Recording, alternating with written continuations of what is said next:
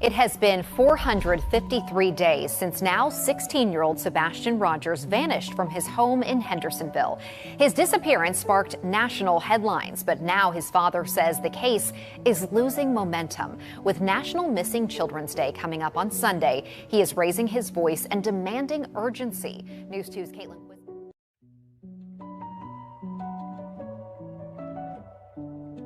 I went and talked to neighbors, and every single one of them, every single one, welcomed me. And if they had video surveillance, they gave it to me. The only person that would not talk to me, as the only person that had something to hide and wouldn't talk to me. You know, she has a son that's hiding and waiting for somebody in the dark, late night on the 25th. And there needs to be some explaining for that. I'll just leave it at that. That we are going to keep searching, we are going to keep looking, we are going to find him, and we are going to bring him home. Since we first aired the video last month, authorities have said no evidentiary value. It is of no evidentiary value. It is of no evidentiary value. Can you tell me what those lights are? No, Why? because the investigation remains ongoing.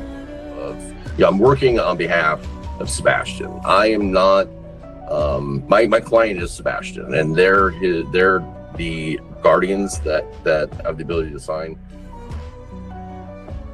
It just started. Hi, Dad. I know this is gonna sound weird, but tomorrow's picture day. So could you send some decent clothes over to me so that I can wear the decent clothes and be handsome for my birthday? Because we don't have decent clothes. Mom. Because our heart is missing. He is my world.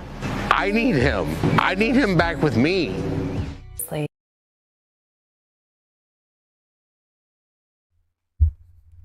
Welcome, everybody. Happy Wednesday. Thank you guys so much for tuning in. Let me know how I sound in chat. I'm going to be getting a new mic here really soon. But for the time being, got to work with what I got. Let's see here. Oh, thank you so much, Laura. Yes, that's what we are here for. And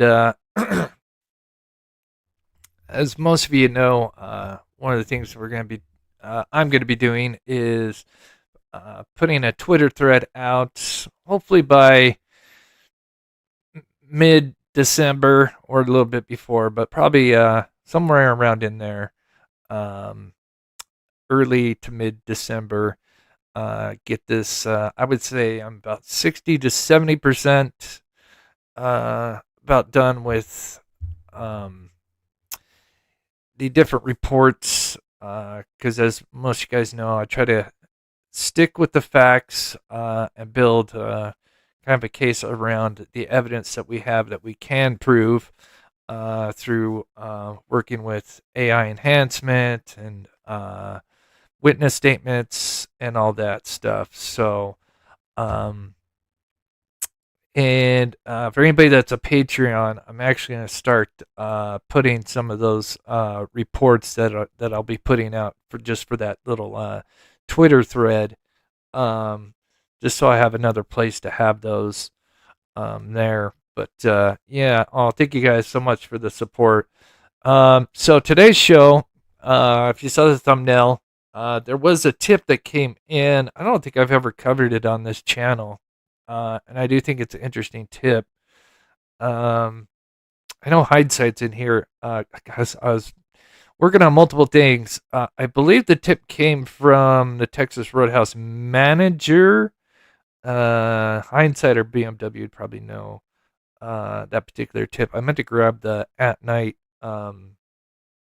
link, but again, I was working on multiple things. So, but anyway, we have that, and much more, as always, much more. Apparently, after I went live Monday, I don't know if it was later that night or yesterday, at night released another audio from Heather, where she went to the Proudfoot home. This was, I believe, they say 50 days out, so I'm assuming this would be in April-ish. And I'm assuming probably if you follow this case very religiously, then you may have heard it. But if you haven't, I'm going to play that just to allow people to come in. But if you can't, hit that like button. Hindsight says allegedly 2 at night from Texas Roadhouse. Okay, thank you. That's perfect.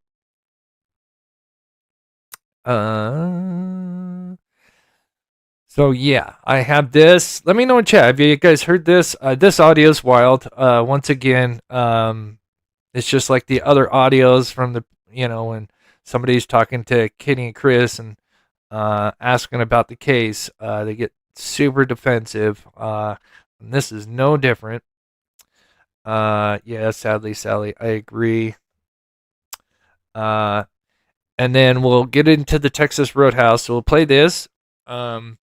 Again, I'm sure a lot of you have heard it, but if you haven't, it's very wild. I got subtitles to it. I did try to fix the audio. The audio is pretty good, so I didn't really have to really enhance anything. But I did kind of put like a video together. I wouldn't say a video, but a background together with it as well. So we'll listen to that, let people come in.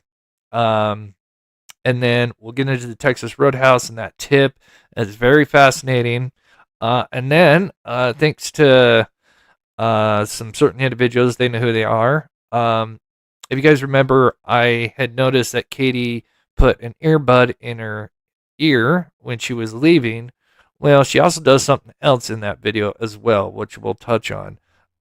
So it's amazing, all the little details, when you research. I think, obviously, I've looked at that 3M video a lot, and I think when it comes to Texas Roadhouse, Hindsight and some other people have really scoured that video over and over, and have done an amazing job. So,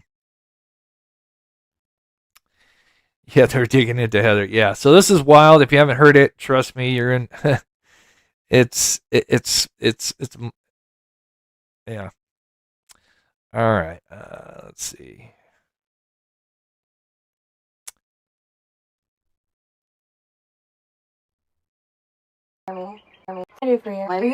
Okay.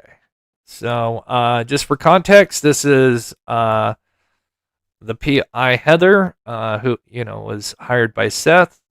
We've heard the phone call when she called and was trying to get the timeline from Chris and Katie, and Chris was doing like 99% of the talking, but you could hear Katie in the background kind of correcting some things. And again, why is Chris doing all the talking when he wasn't even there, allegedly? So anyway, this is her. She actually shows up at the house. Bold move. And this is what happens.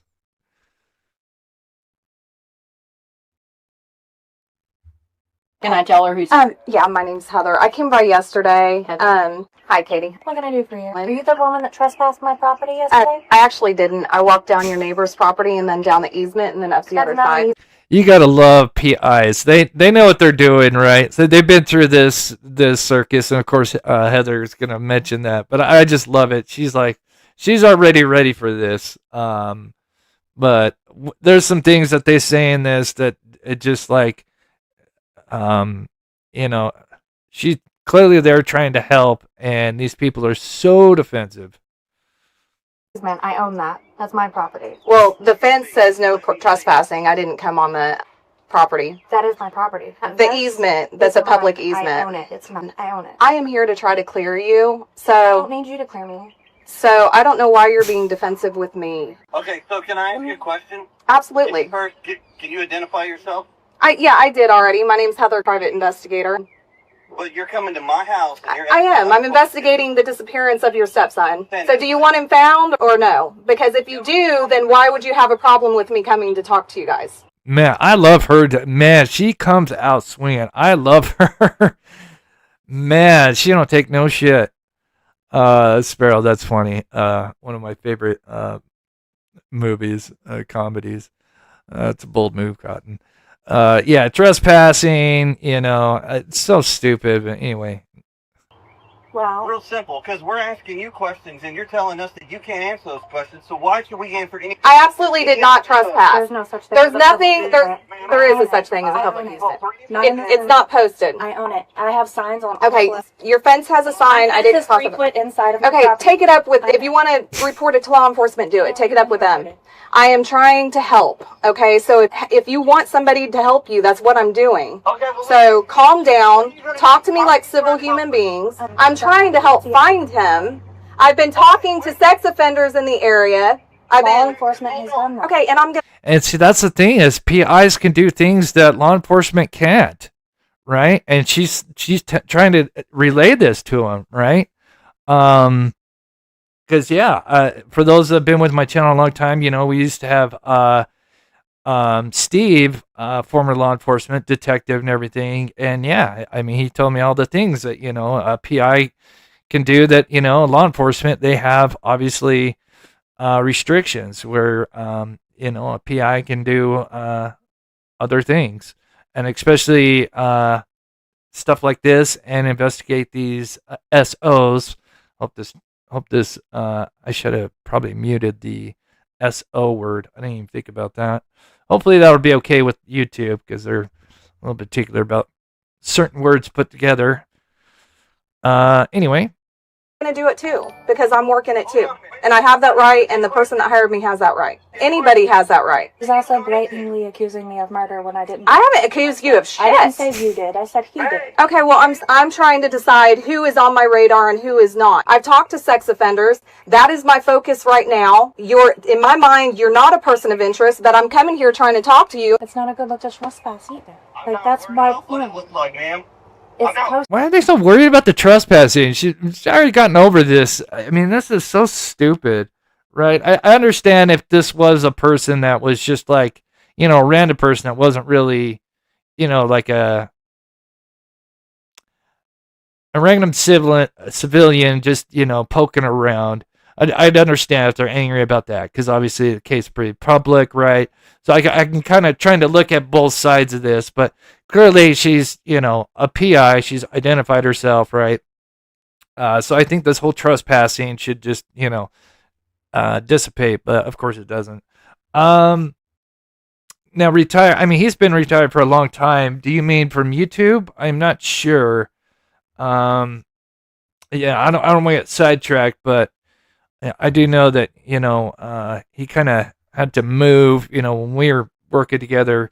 He was in Georgia, and then long story short, his family had to move to Florida, and yeah, we just kind of, yeah. Anyway, continuing on. So let me tell you something. I just came from the TBI headquarters in Jackson, Miss. Honey, I'm going to tell you, as a PI, I have a lot more leeway with things I can do and people I can talk to. Yep. And this isn't my first rodeo. I've worked cases like this before. I have gotten information that TBI or law enforcement's not able to get, and I have passed it along, and it has helped the case. I mean, that's all I can tell you. What have you passed along that's helped this case? I just started working this case. I haven't even got a chance to talk to you or Katie yet. Well, here's the thing. You're not talking to her by herself. Period. Okay. You're not going to talk to my wife. Okay, fine. Set up an appointment with me. Do you want to do that? I can come back. I mean, I can respect your time. I'm not trying to be this.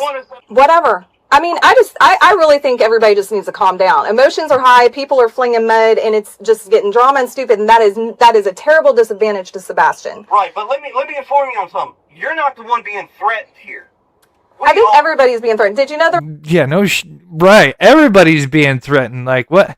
Again, getting away from Sebastian. Again, who cares about being, you know, I mean, obviously that's serious, but again, yeah, everybody's being threatened. The people trying to search for Sebastian are being threatened. But yeah. There was a drive-by shooting last. People being threatened. Bullshit. Okay. All right. I mean, I don't understand why you guys are coming at me. I didn't do anything to you. Okay, well, first off, you came to my house the other day. Yes. Yesterday. You walked around my fucking property with a you videotape and put pictures. It's privately owned property back They there. didn't fucking post it all sides of that property.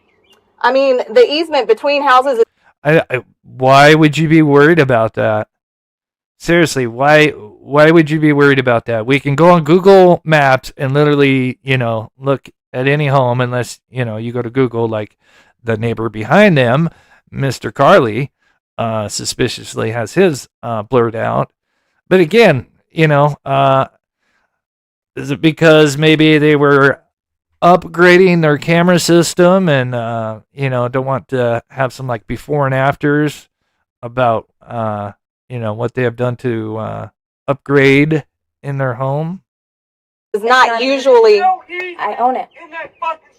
I own half, my neighbors own half, period. That's not public. There are no... I mean, there's no property lines. There's no way to tell what is... It's marked. I have stakes. I mean, can you show me? Because I can show you all 4 no trespassing signs. They're on the fence. You can go on the city and you can look at the property line and you can... I mean, they're on the fence. I wouldn't jump your fence. I own it. Half of that is mine, half of that is theirs. So, it's been a while, so... I think I've mentioned this before, but I worked for the post office. No, I didn't. I wasn't the postman. I worked in the annex.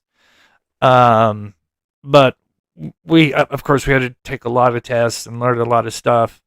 But basically, in a nutshell, and I think even there's a law enforcement channel that I watched back in the day that even kind of mentioned this. It's a little bit tricky, so I want to be careful how I say it, but what I understand is if the mailman can get to it, technically it's not like trespassing. I understand there's certain pieces that are property, but there's something about if the mailman can get to it, then technically, again, I wish I could fully explain that because it's been a long time since I recall the exact details, but I just remember if the mailman can get to it, then, that's, I'll have to find that video. It's kind of interesting. That's why they turned it in and they turned it into the police. I'm sorry, what? I think that when there's a no trespassing sign on the fence, that means you don't go into the fence. I'm not going to go into the fence. Yep. Actually, that's wrong. Yep. Okay, well, I'm not sure how I would know that. All right, well, I'm not really... Yeah, I'm just not really sure how anybody would know that easement is yours. You stepped out of your car the other day and you walked onto the property. When Mike, my neighbor, saw you, and Mike walked right past your neighbor. Street saw you, turn around. Where they saw you. Now got you on camera, walking your ass through my property, right next to my fucking driveway. Oh my God. End of the world. These guys are still worried about the trespassing thing. We're already what? Oh, I forgot. I should have timed this, but we're what? At least 5 minutes, probably more into this, and we're still talking about trespassing. Not Sebastian. You walked past 3 fucking signs, woman. 3. Don't tell me you didn't see them. They're on the fucking fence. You just set it on this camera, and I got news for you. Because you've done that, you have... So does that mean if I see a no trespassing sign like 50 feet away, does that mean everything in between me and that no trespassing sign is your property? Unless you literally have like a fence or she says she has stakes. Like, again, people are, if you've got a no trespassing sign on a fence, you're going to think, yeah, it's no trespassing, be on this fence. You idiot. Violated trespassing. I was actually trying to stay on the outside of your property. Oh. Okay, well, I don't know how I would know that that's not... Add the detectives into this so that they can see her and find out what she... I just left the sheriff's department. I've talked to Tim Bailey. I've talked to Sheriff Weatherford. I've been talking to all of them. So, anyway... Okay, well, first off... But why is this the focus instead of finding Sebastian? It's a waste of time right now. We're arguing over a property line. Like when there is a missing child. We're arguing over a fucking safe. I'm not showing up here to do anything to you except for find your son. You know what? I may need to enhance this. I thought this, because the audio's fine, really, compared to some of the other ones I had to enhance. But I do wonder if maybe I should go back. I mean, you could pretty much kind of make out what he's saying, but maybe I might go back and do one for the members where I enhance what Chris is saying in the background. My God. No. I'm not a threat to you. All you had to do was pick up the fucking phone and call us. That's not how I operate. I talk to people in person. It's true. That's what I do. You're shit at your job. No? No, that's not shit at your job. PIs don't call people. They show up at their houses. Well, I got news for you. Okay. Are you going to set up an appointment with me, or do you just want to keep yelling at me? This is really ridiculous. This is the drama that's a disadvantage to Sebastian. He's not going to be found this way. Answer my question. What the hell are you going to do to help find our son? I am knocking on doors, talking to sex offenders. FBI, Secret Service, TBI. I am communicating with the bank. I just talked to Tim Bailey, asked him if they talked to the sex offender. They have not talked to the sex. Okay, I gotta pause this. If that keeps coming up, I completely forgot they mentioned this SO, and YouTube gets a little wary if that word comes up. I completely forgot about this popping up so much. So sorry, I have to pause this. So because YouTube might pick that up.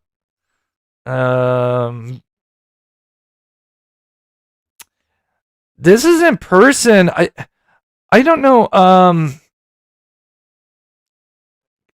Are they talking? Could they be talking through the Ring camera?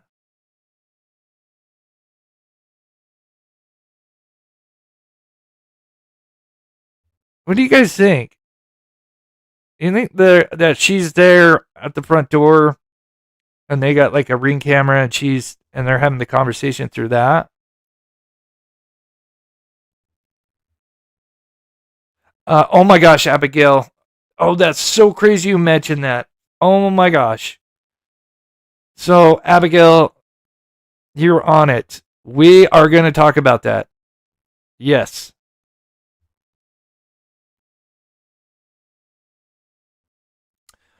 Oh, is that what it is? CP is on FaceTime. Heather is in person with KK. Oh, that makes sense. So, gotcha. Okay, that makes sense.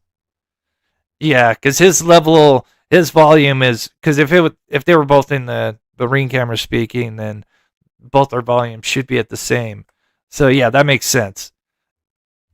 Yeah, this came out. I wasn't feeling. I wasn't feeling the best yesterday, and I listened to it once, and then yeah. Sex offender. He said, "I'm free to go do so," which is what I'm doing. Okay.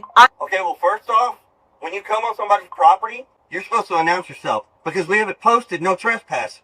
It doesn't matter what your fucking job title is. Once it's simple, I try to explain to you. There's no property lines in that entire subdivision. No. There's no community. No, nothing. Nothing. So where you were walking yesterday on camera, you're on my property. But I really wish that you would lighten up a little bit, because we are focusing on the wrong thing when we should be focusing on finding Sebastian. If you want me to lighten up?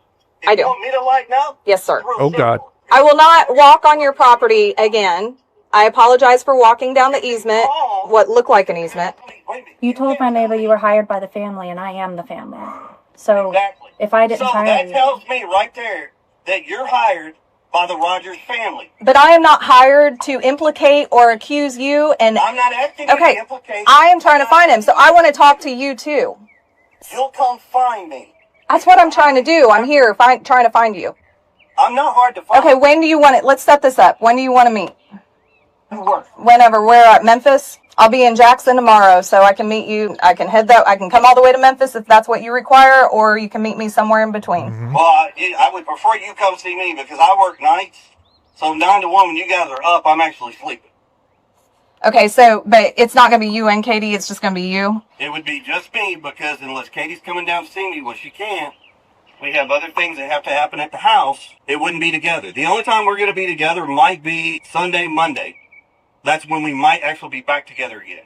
That is so sus, right? Why do you guys need to be together, right? Keep your story straight. You be doing all the talking, right?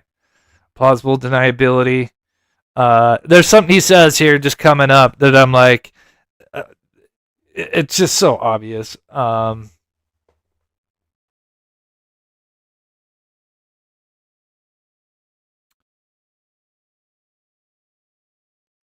Sorry, I'm just reading chat here.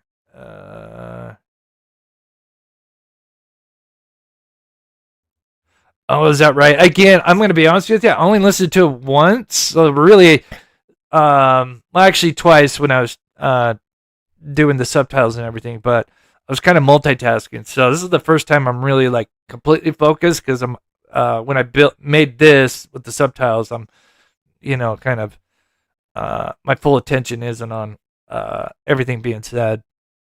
Okay, well, I mean, I'd rather do it both at the same time. You already said you don't want me talking to your wife without you present, so that would mean. And you can ask the cops that. They don't show up and talk to her without somebody telling us both. That's just the way this works. That's safety in numbers.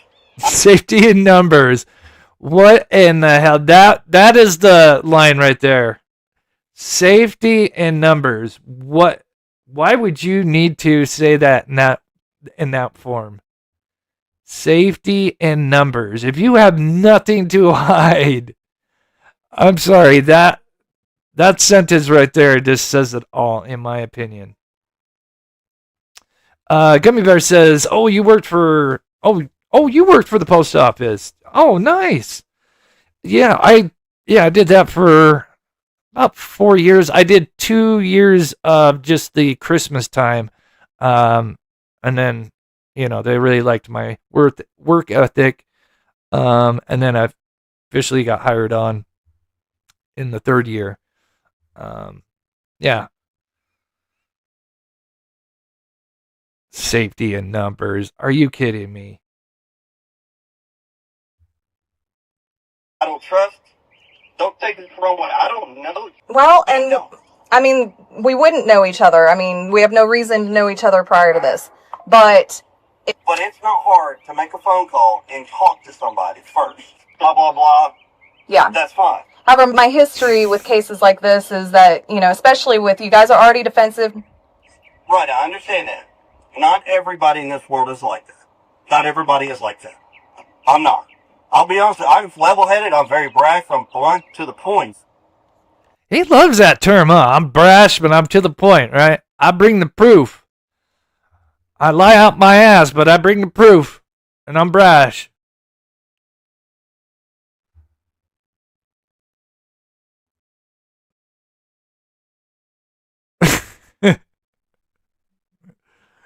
Oh my gosh. I hope more of these come out, to be honest. This is wild. I mean, these are wild. I think I have my members and Patreons where I put the other 2 calls together, and I may just combine this one. And yeah.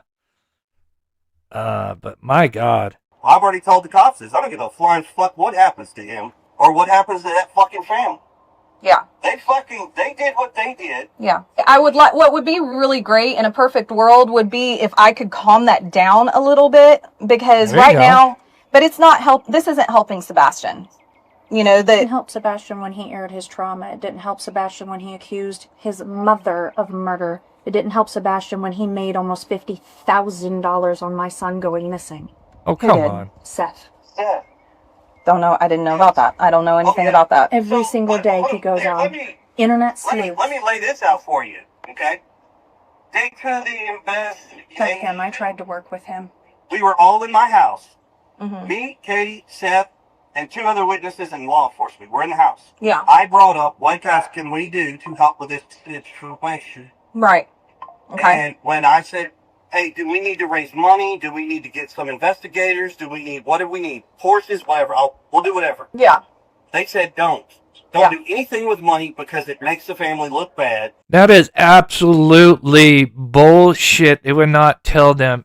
How many times has he used that excuse that law enforcement told him this, law enforcement told him that? It is such bullshit. I wish law enforcement would have come out and said that. I mean, God, man. That's such BS. There's so many families that raise donations, for a reward. And it could turn ugly. Okay, cool. All of us standing in that living room in my house made an agreement that said we were not going to do that. You know what other family did that? For those who are familiar with this case, for another case is Little Dior Coons that went missing out of Idaho. We've actually invested that case. We actually stayed at the campsite. and we did our investigation. It's one, if you're familiar with Missing 411, the first, I think he's done 4 movies now, but the first one that came out, it had a bunch of different stories, but the main story was the Dior Kunz one. I could tell you, most likely that family, they're the reason he went missing. In my opinion, they have never gone to look for that child ever since that incident. They've all, both the mother and father, have moved. They failed their polygraphs big time. We've gone over that case, not to get sidetracked, but where I was going is, and they've gone through I think they hired one PI, or a PI just kind of came on, but they've had 4 to 5 PIs. But anyway, the first PI, I forget his name, got really smart. But anyway, he thought it'd be great to get a reward out there, right? And try to raise some money. And the mother and father said, no, they don't want a reward out there. Okay. Well, so hold on. Yep. Wait, though, turn your phone around. Not you. Hers. I want to see the face of her phone. Oh, that she's recording. you want to see the face of my phone? Yes. Let me unlock it. This conversation.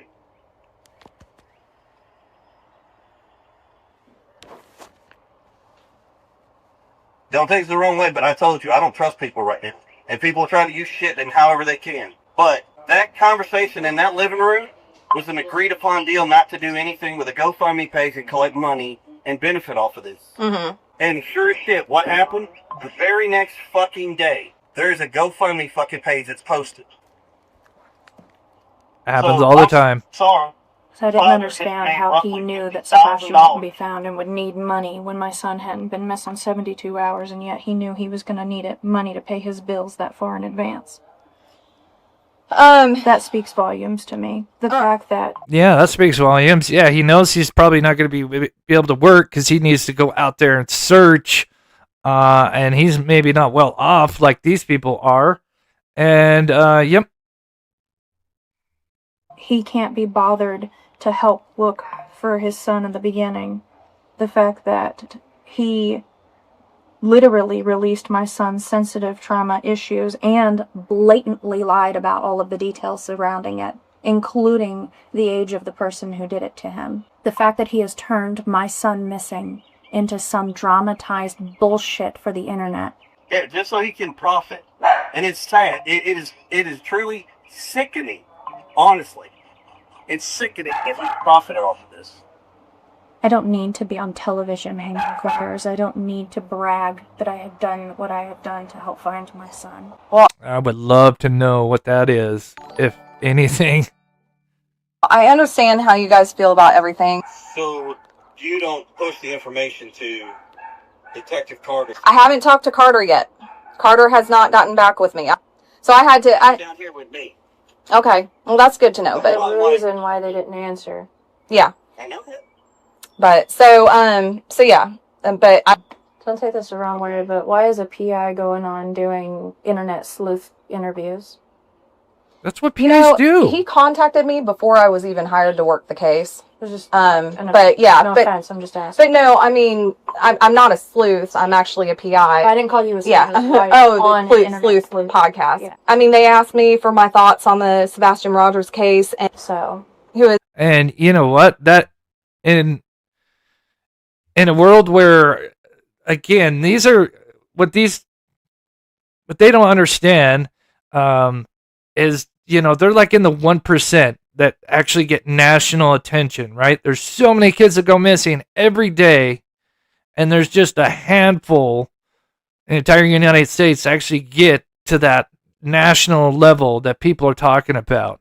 And God knows how many, all these other families would die to get this kind of national attention. I'll never forget when I was covering or helping with the Aiden Clune case. His mother, Amy, she got a PI, And this PI's done a lot of work and had connections, and was I want to say it's not Nancy Grace, it's the News Nation, Ashley Banfield. He kind of had, with previous cases, I guess this PI worked on, kind of had connections to Ashley Banfield, and long story short, he was able to talk Ashley into doing a segment on Aiden Clune. And I'll never forget when I spoke to Amy, the mother, and she was crying because she was so happy, you know, that her child was actually getting on the national news. Because again, for those that don't know, Aiden Clune, a lot of people probably know the Dylan Rounds case, which I also worked on. Aiden Clune went missing just a month prior, but then of course, and they went missing not too far from each other, but of course cases are completely not connected. But of course, the Dylan Rounds case just completely overshadowed anything else. And that's just kind of the way it goes. So anyway, again, so many families would die to be in this position where you got people talking about the case, national or sleuths. Who is aware of all of that, and Seth is not doing anything that he hasn't already done to me in the past. Like, I'm not interested in the drama. I'm not interested in the reason why they didn't answer. Yeah. I know that. But okay, I'll do it. If we profit off of this. I don't need to be on television hanging corners. I don't need to brag that I have done what I have done to help find my son. Well, I understand how you guys feel about everything. So you don't push the information to Detective Carter? I haven't talked to Carter yet. Carter has not gotten back with me. So I had to... down here with me. So yeah, he says something about Carter down to him, but I'm not sure because I don't know if this has been cut up a little bit. That's weird. It sounds like Carter went down to him or Carter's with me.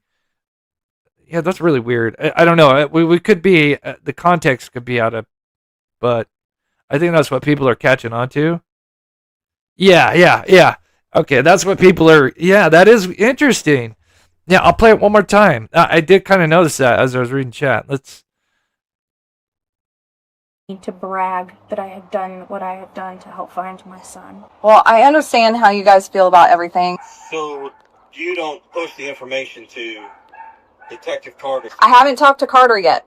Carter has not gotten back with me. So I had to... down here with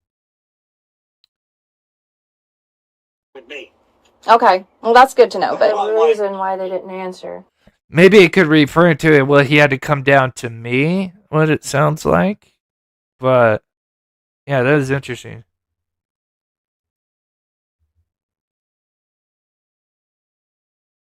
Oh, that's interesting. Yeah, he did say that. Right. Jackson FBI. He did. And then Carter was with him. And this would have been in April-ish.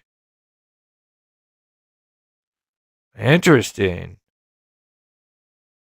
I wonder if there's some stuff that they, were kind of coming at them with, questions.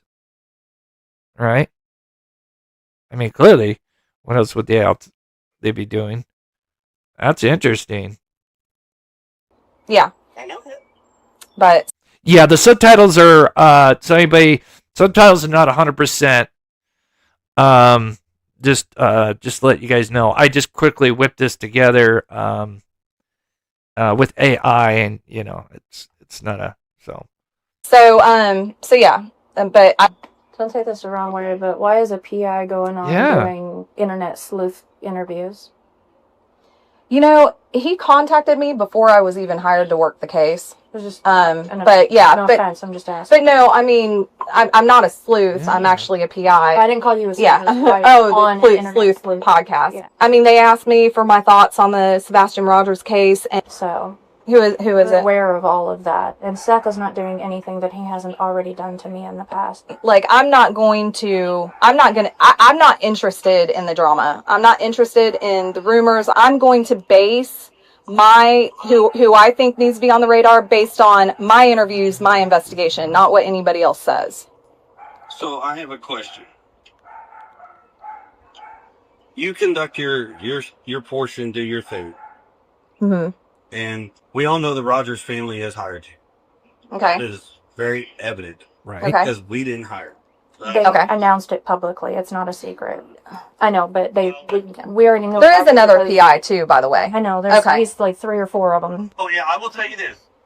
You can tell all the PIs, because I know you won't talk. Yeah, we do. Because we're sick and tired of being stalked and people coming on our properties. Because that's not just my property. It's theirs.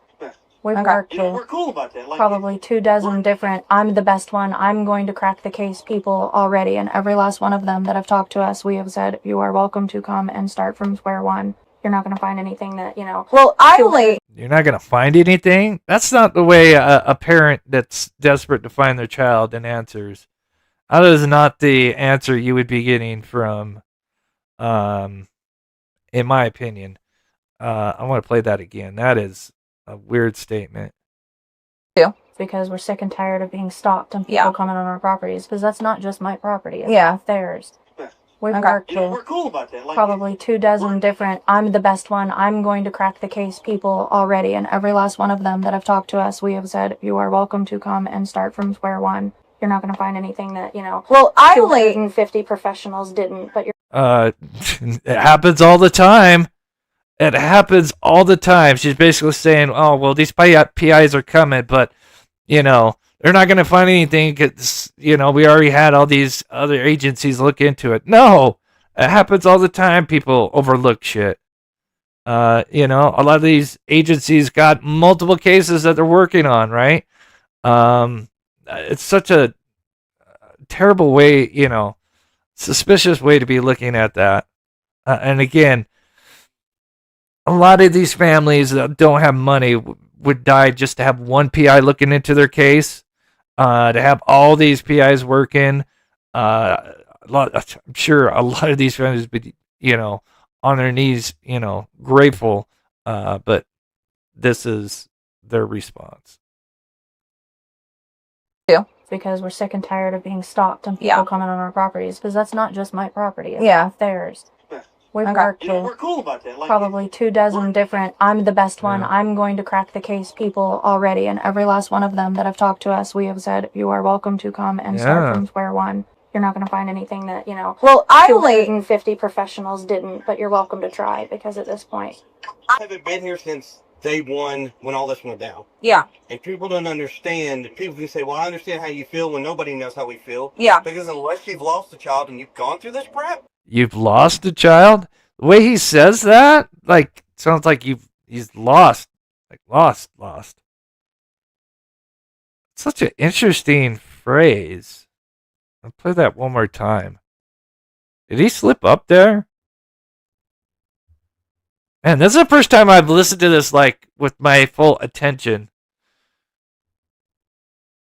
Since day one when all this went down.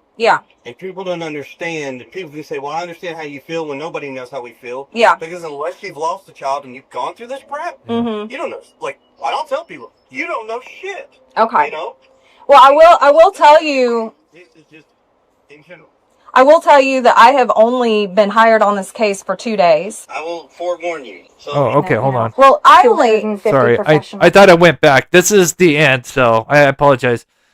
This is literally the end, the last 3 minutes. I want to hear him say that lost again. The way he, I don't know. Let me know what you think in chat. Didn't, but you're welcome to try because at this point. I haven't been here since day one when all this went down. And people don't understand. People can say, well, I understand how you feel when nobody knows how we feel. Because unless you've lost a child and you've gone through this crap, you don't know. I don't tell people, you don't know shit. That's just a weird way he phrased that. Lost a child.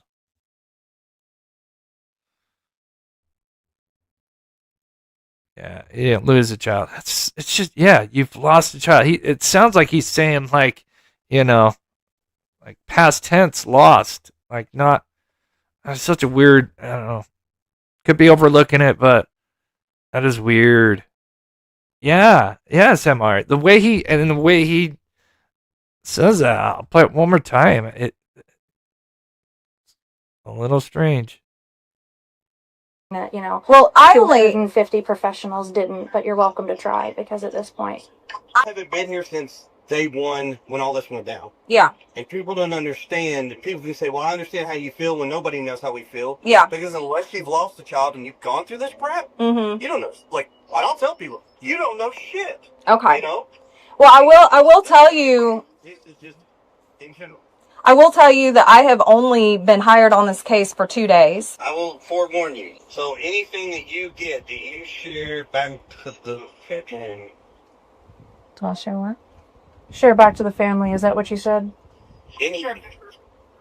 If you anything that you find or you get, share. It's going to depend if it comes from law enforcement, which is what I told Weatherford. If it's something they share with me that they tell me, because I understand that there are some things that don't need to be in the public, and if it's Answer our question. Are you going to give them information back?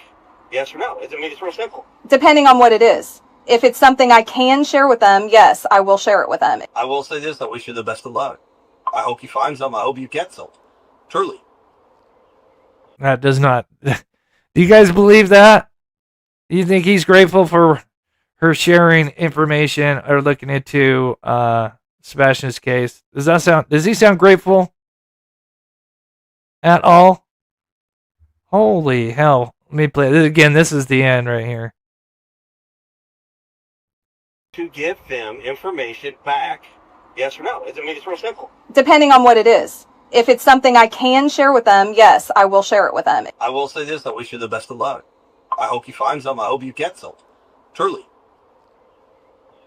I truly do. I hope you can find, I don't give a shit what it is, piece of evidence or something that will move something in one direction. Right. I will tell you this. There is no chance Seth Rogers or the Roger family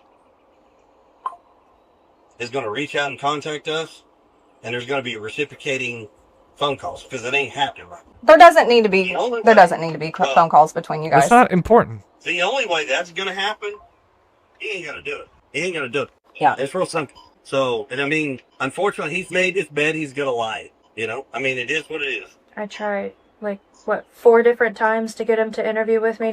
It seems like y'all were somewhat cordial in the beginning. We were. Yeah, and then that's when I don't want to speak for Seth, but I'm assuming he started kind of noticing things weren't adding up, right? So you can't blame Seth because the stories aren't adding up. Shoes are at the front door. There's other things. Holy hell! And doing research on Katie. Oof, man, I've learned a lot looking into her background and yeah, Been very cordial. I got proof of shit that where he's running his mouth that he didn't talk to me and all this. I got phone records where I have had hour-long conversations. When he said that Hayat spoke to him, that we refused to speak to him for 2 weeks, he was on the phone with him for long periods of time. Damn near every day at that point. Welcome to They were welcome in the house. It was fine. Mm-hmm. And what was your name again? This is what they told us about YouTube. Well, everybody and I'm being honest, everybody on fucking Facebook, all this YouTube, all this TikTok, all this bullshit, they could take those fucking shows and stick them so far up their asses, and I hope they choke off. Yeah. wow. Again, just don't care about getting Sebastian's name out there, right? And then of course, what is he gonna do? What was the first thing that they did, right? Weren't they on Dutch's? What was it? Day 4, day 3? There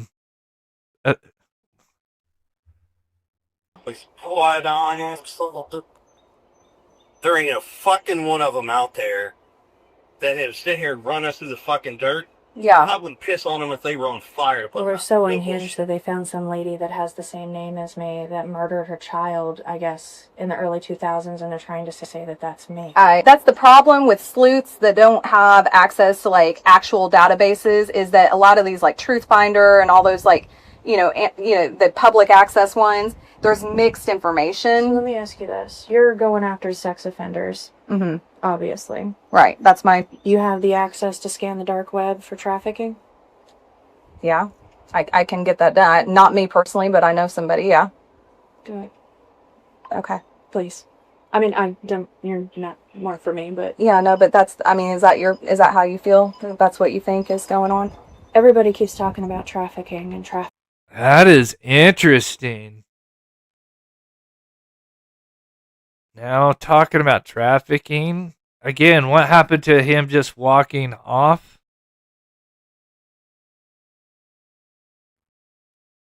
Trafficking. And they just found 11 missing kids. And right. Everybody's going after this whole sex offender bullshit. So it's... Well, yeah, it's not a bad... I mean, that's usually kind of what they do. That's, If there's anything to it and someone took him and it's trafficking, where would they go? Right. Because if he were within 5 miles of this house, there's no chance that he wouldn't have been found.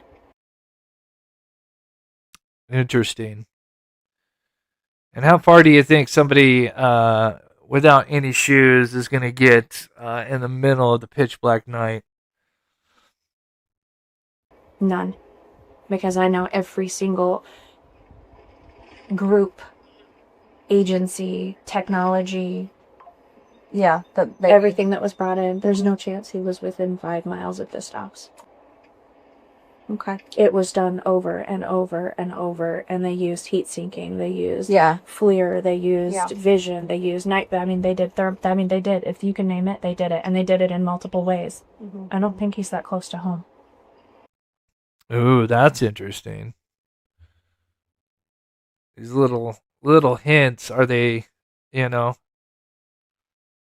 they mean something? Okay. If I get time, Kathy, I will try to get to it. Unless he's in a basement. I was begging them to search farther. Basement? Okay. This area has been canvassed. It's almost like she's trying to get them away, 5 miles away from there. You know what I mean? That's kind of interesting.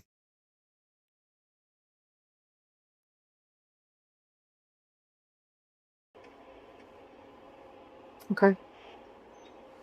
Yeah. That's it? I'm a mom too, baby. I get it. I do. I have a 15-year-old son as well. You're doing a good job of keeping yourself together, which some people interpret badly. Well, I'll be honest with you. Every one of them spineless cowards ain't got the fucking balls to come over, call, ain't got nothing. All they got is the keyboard to put out there. Oh, yeah. Bullshit stories. I wasn't trying to be hateful. It's just, there's so many people. Why are you worried about what people are doing on the internet? That should be your last thing.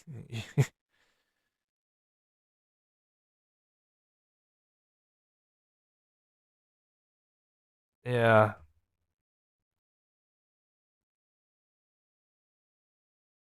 Yeah, it is absolutely insane.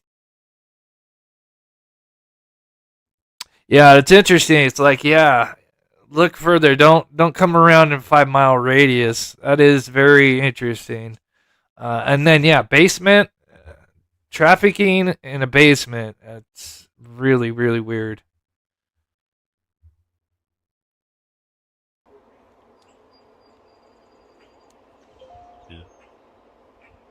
So do you plan on releasing any of the footage and pictures that you took of the house? No. That's for me. That's for my file. There's not an inch of my house inside or out that hasn't been publicly posted. To say it, you can find it. It's easy. Yeah. I mean, the pictures, regardless, you can find the pictures of every angle. Yeah. On silk. I'm sure.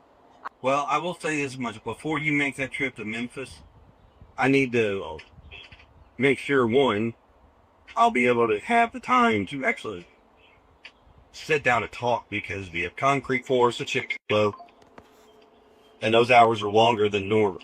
So I don't want to sit up there and waste your time and your energy or gas and stuff coming down here if I can't actually be to sit down.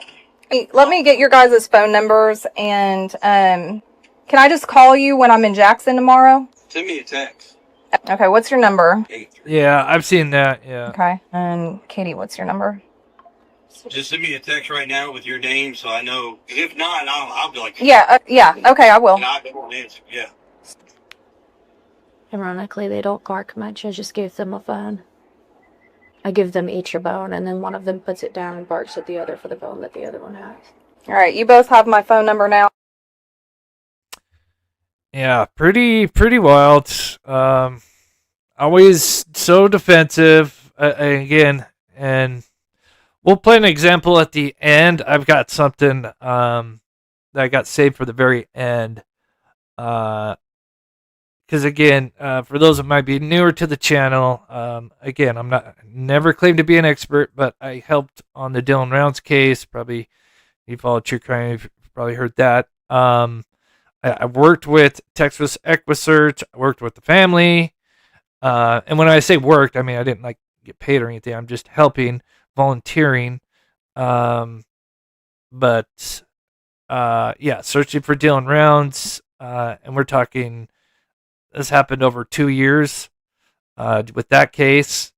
Not consistent 2 years, but when the weather was good.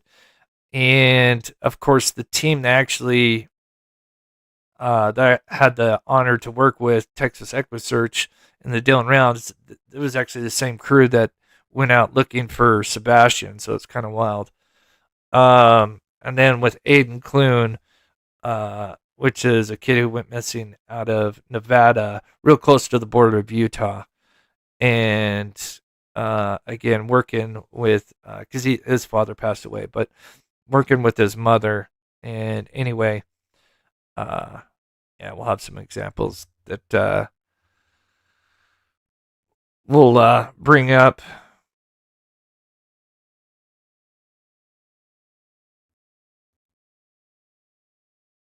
Yeah, I think that's like almost like, to me, that could be just like defense to just try to distract them, right? It allegedly did.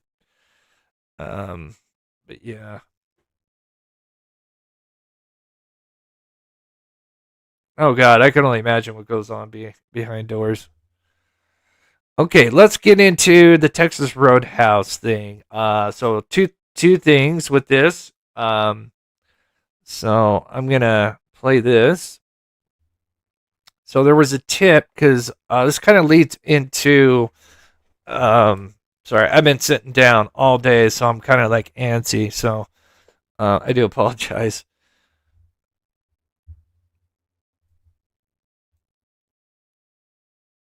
So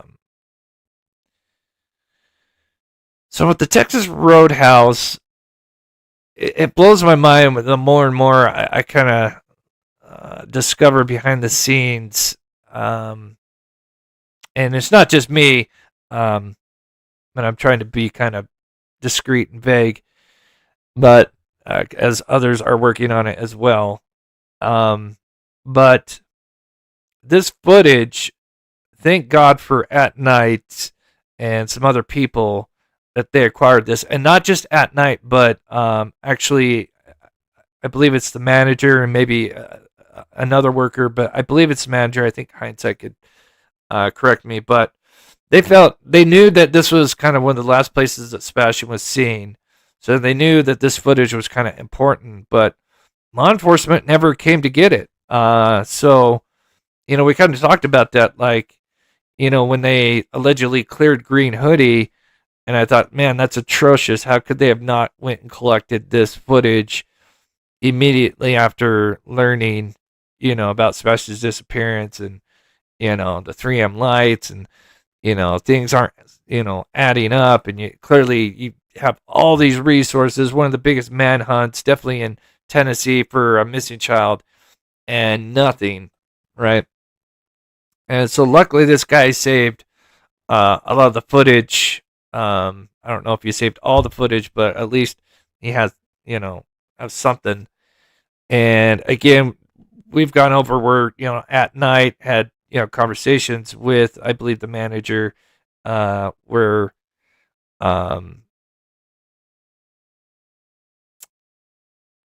forgot where I was going with this. Basically talking about how, there was things that he saw that, especially with the green hoodie, where he felt like this, he didn't know this person. This person wasn't a Patreon, wasn't a regular. So he thought it was odd that, Katie's having an interaction as they're leaving. And then this lady, green hoodie, comes in and then just uses the restroom and leaves. And that's not the only person that night that went to Texas Roadhouse, that went in and didn't buy anything, which is interesting. And that's something that I think Hindsight and others have been investigating and doing an amazing job. But long story short, it seems like the whole Sonny Weatherford, which is the former sheriff that when Sebastian went missing, was kind of the lead in the case, but then he got ill. And so this was just at the beginning of Sebastian Rogers' case, and you had Craddock there kind of filling in and kind of tossing ideas. It's believed that maybe because Sonny, it does seem like he was invested in, looking into it as a criminal side. Again, that's just, I can't speak for him, obviously. But it appears that because he got sick and then he passed away in August, but clearly before that, there wasn't really a clear lead in the case for a little bit. And there's theories that maybe this could have attributed to why there wasn't more stuff being done, collected, like this Texas Roadhouse footage, right? Because, how do you not go to some of the last places that he was seen, And so anyway, this leads into a sighting of a vehicle. Now, from what I understand, you can't see it on the video. I do have an example of what it may look like. But I believe it came from him. I'm sure Hindsight could correct me. I think I asked this at the beginning. Just scroll here. And again, we have, oh my gosh, you have 800 people in here. If you can, please hit that like button. And thank you guys so much for taking the time out of your day to watch the show. So allegedly, this guy that was looking at the footage of this manager, we'll just say employee, I think that comes out better. This concerned employee had noticed that there was a black sedan, not SUV, black sedan, that allegedly followed Katie into the Texas Roadhouse. And then apparently waited in the back, or waited somewhere while they ate. And then when they left, this black sedan was seen again following them as they left. And at night did do a post on this, and I forgot to grab it. But this is very interesting, as this could be, a potential lead. And I'm going to show you guys. And then there's something else. I can't say, I don't know if I'm the first one that noticed that Katie put in that headset, in her right ear. But Hindsight and her crew noticed something else that I missed. And I'll show you guys that here in a little bit. But it's very interesting.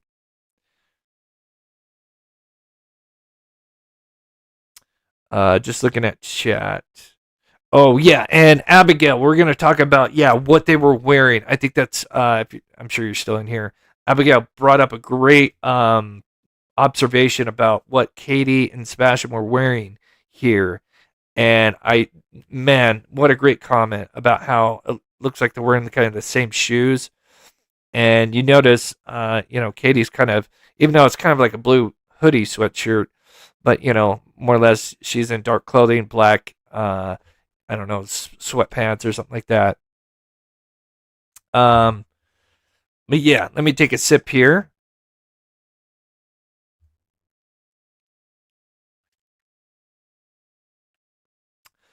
Gypsy, yeah, Sonny, obviously, I think I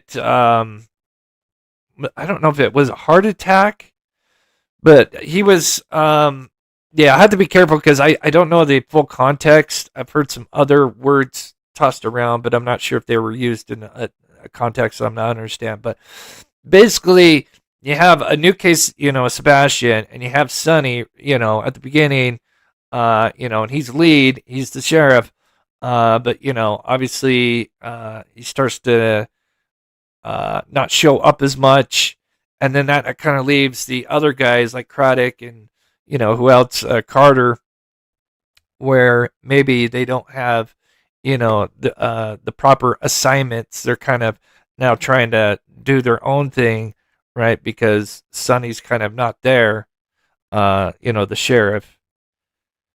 And so there's kind of a theory that kind of could have been one angle of why there just wasn't more done in the beginning to look into the criminal aspect, or just following through with tips and all this other stuff. Yeah, fell and hit his head, right.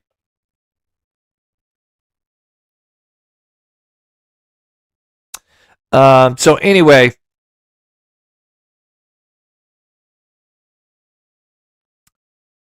but yeah, going back to this black sedan, I find very interesting, and I'll explain why here in just a minute. And we have this tip as well, and I think this tip is kind of combines with that.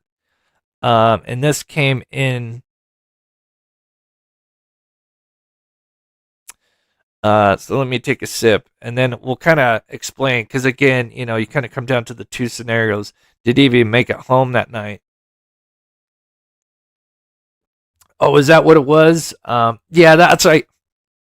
Because I've heard like heart attack, and I've heard a couple of other things. So, I think I've heard heart attack the most. So, but yeah, I'm not sure 100%.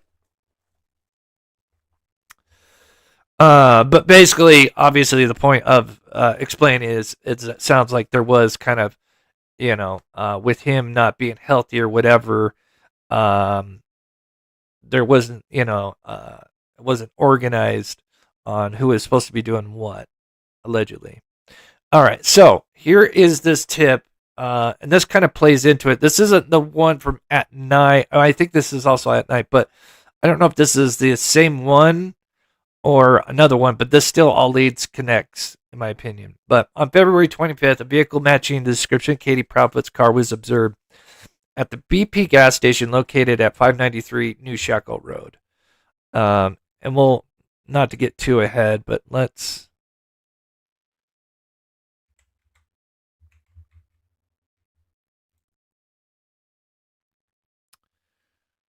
So that BP is right here. There it is.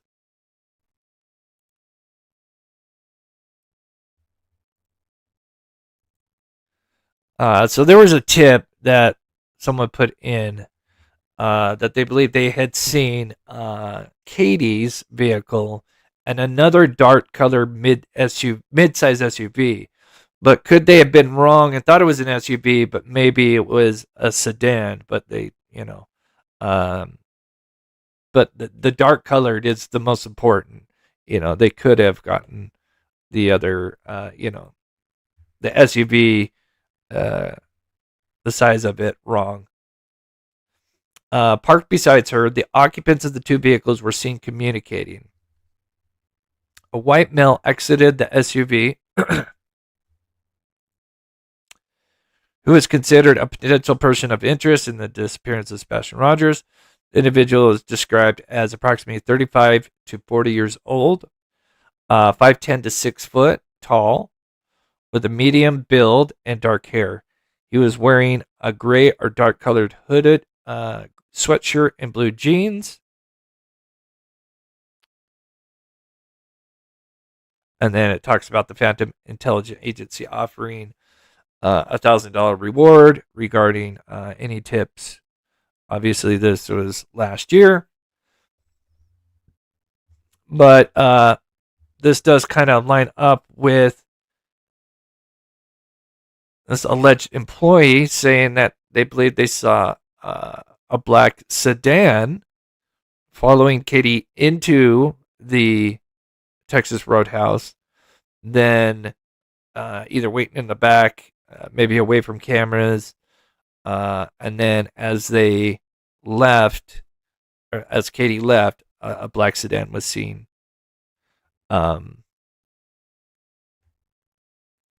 Right. Yes. This one. Yes. Thank you, hindsight. Yeah. Right. That's what I was saying. It's like I meant to grab the actual at night one that talks about I believe the sedan, but I kind of forgot about it. Or not forgot. I just kind of got distracted because I was doing multiple things. But yeah. But I believe there is, a possible connection, right?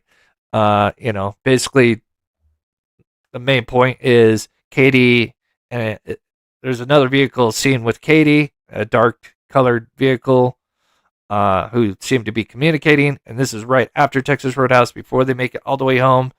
And then there's also, the employee talking about a dark sedan following them. So you have a tip that appears to be from at the very least two different sources. So,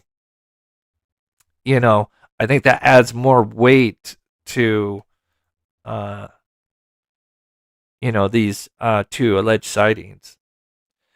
So, I need to use the bathroom real quick. So what I'm going to do is I'm going to go full screen. I'm just going to let this play for a second while they eat. But notice what they're wearing.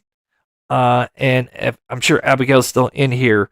We'll get into the headphones, because there's something else that Hindsight and her team, I'm just going to say her team for now, make it easier, notice something else that I missed. That's very interesting. And then we're going to get into their clothing, which I think is very important on what both of them are wearing. And then we'll get into what may have happened after Texas Roadhouse leading up to the garbage can. So I'm just going to quickly use the restroom. I'm going to put this full screen. I'll be just 1 minute, guys.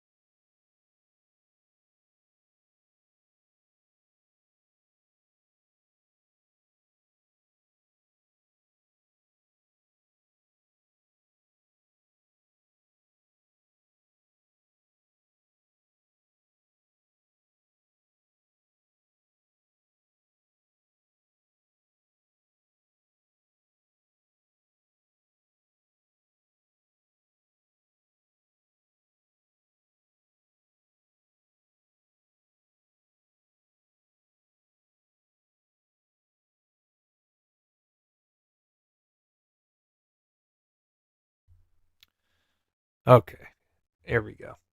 Okay, so I know someone just mentioned Faith. Yeah, this is why and we'll talk about this at the end as well. Let me write down Faith. I mean, I know that's what I wanted to talk about as well, because while researching more about Katie,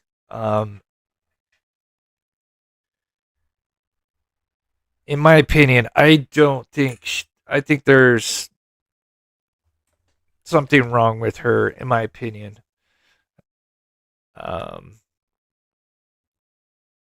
Oh, thank you, Marion. Yeah, we're definitely going to cover other cases, because I know sometimes it gets stale. But there's multiple reasons why I am really on this case right now, because I've got a lot of people behind the scenes helping me and kind of relying on me to kind of relay the information that I can. And yeah. And then, like I said, the reports that I've been working on that we're going to do. Because, yeah, you put enough pressure on something, it will break. Okay, so let's get into them leaving here. Obviously, let me take a sip.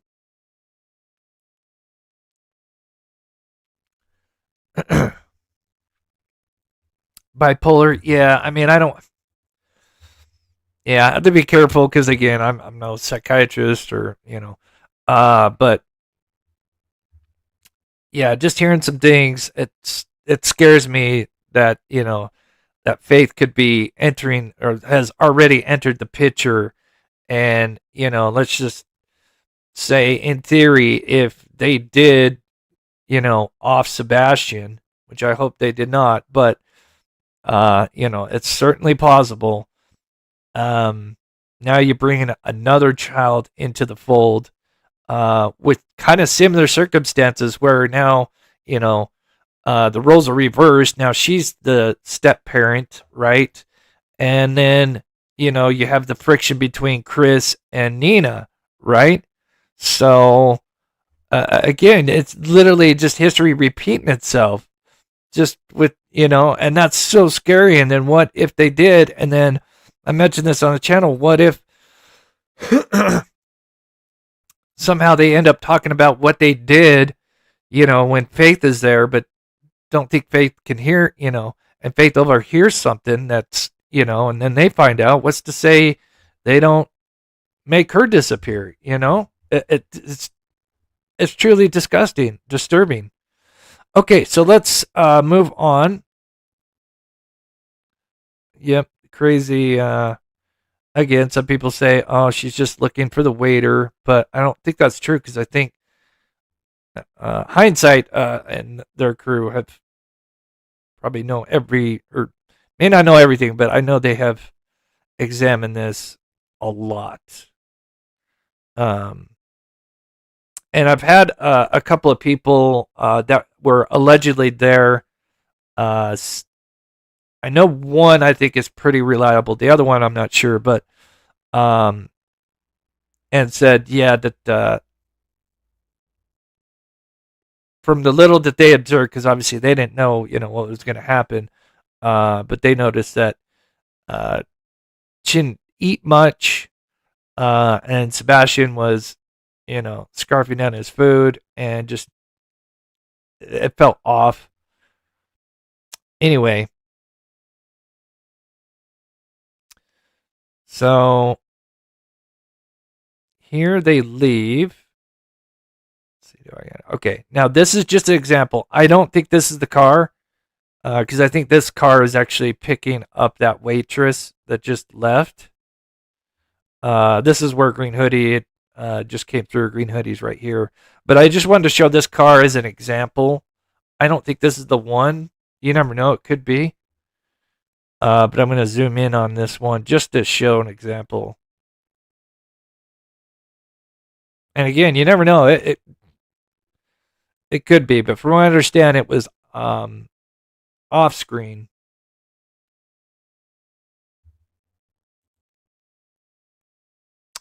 BMW, she said she had 4 roles. Yeah, and I've heard, again, I've had somebody that allegedly was there. I don't know if they were a waitress or a customer. This was a while ago. this was literally almost a year ago when this person came forward and emailed me. And I almost want to lean towards they were more, it sounded like more that they were like a waiter or something, because they seemed to have observed quite a bit. But again, I don't know.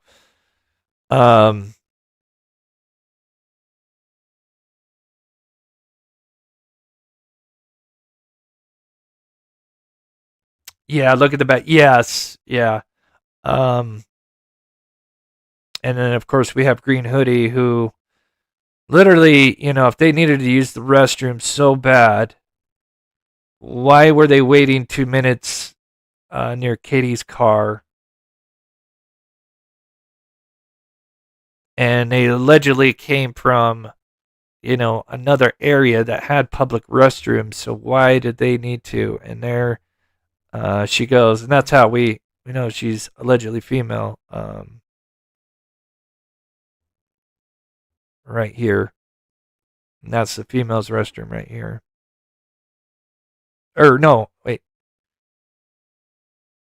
Anyway, yeah. Anyway, yeah, she's the ladies' restroom.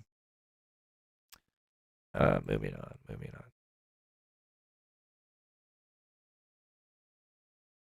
Okay. So here's me just zooming in. And again, I don't think this is the one, because I think this lady here is just being picked up.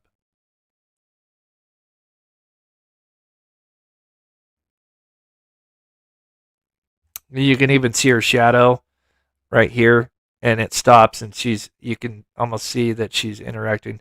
So I don't, like 99% sure this isn't it, but this is a perfect example because, again, it's a black sedan, right?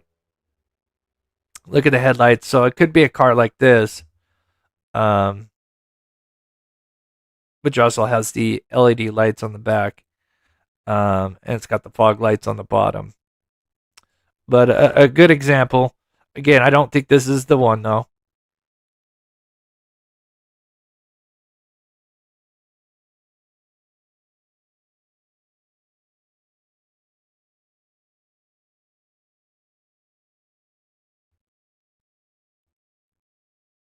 White truck behind where green came in is waiting.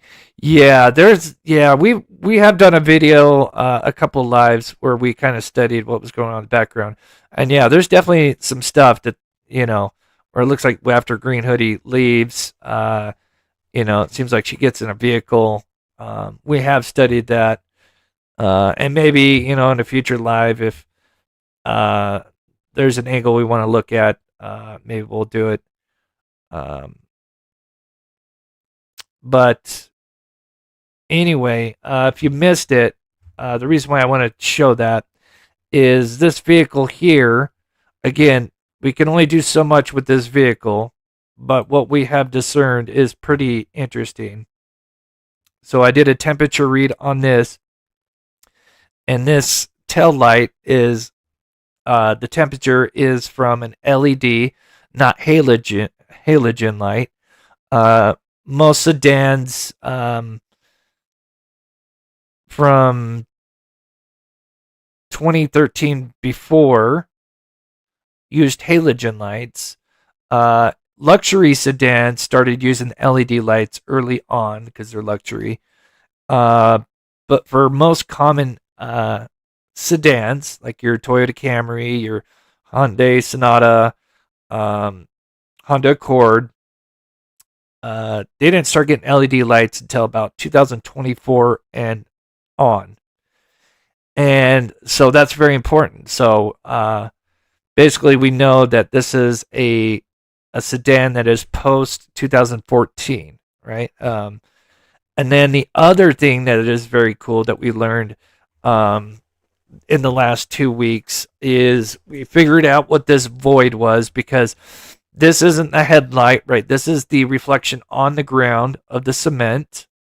And I know I've gone over this, but I'm just kind of making the connection between this alleged black sedan, right, that they was allegedly following Katie.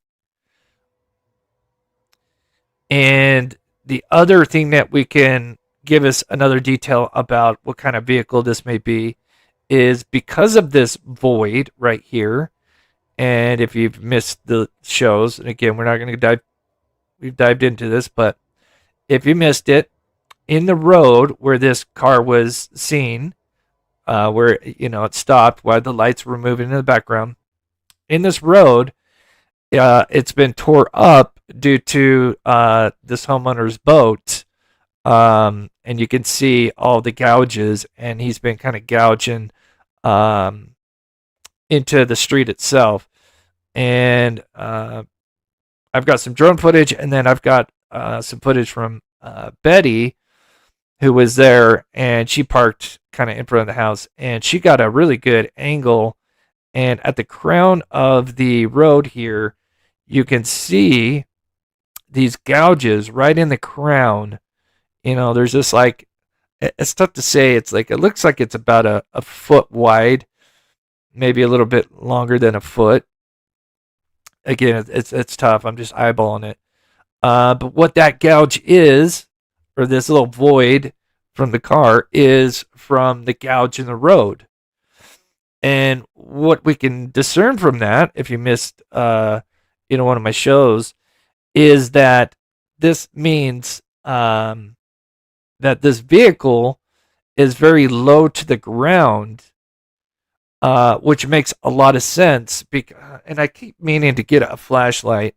I do have flashlights, but if you had a flashlight, right, and you had a light source that's low to the ground, and you have these little voids, right? Well, if it's low to the ground and your beam's coming out, it's less likely to pick up those voids, right? Because it's low to the ground. Whereas if you had a light source that's higher up, say like a truck, and you have this beam that's coming out, well, it's going to most likely catch those voids, right? Because it's higher up, and your light source is kind of coming down at an angle, and it'll fill in those voids. So you'd really just get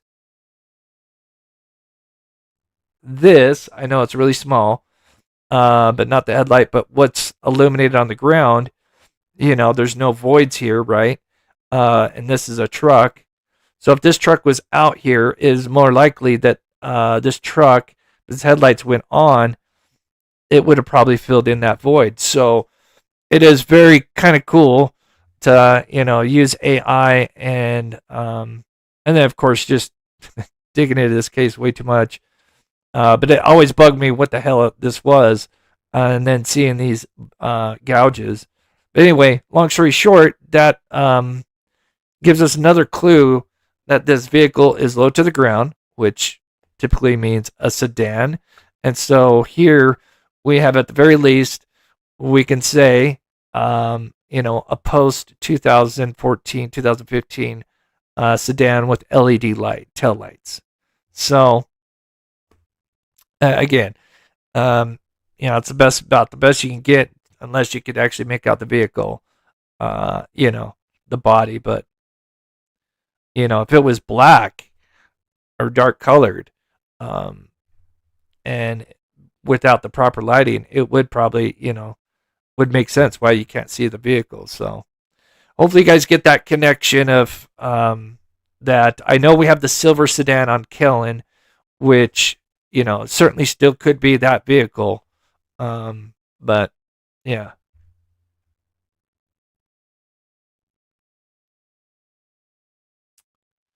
I think he's still doing videos. I could be wrong. Again, I don't want to get sidetracked.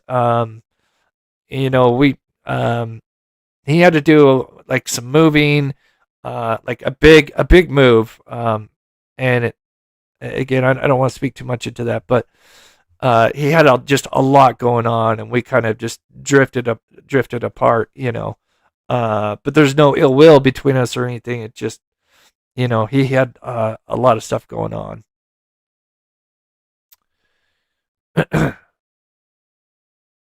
Oh, so next thing, the interaction with the green hoodie. Obviously, we've covered that a lot. And could she have come from that black sedan, right? But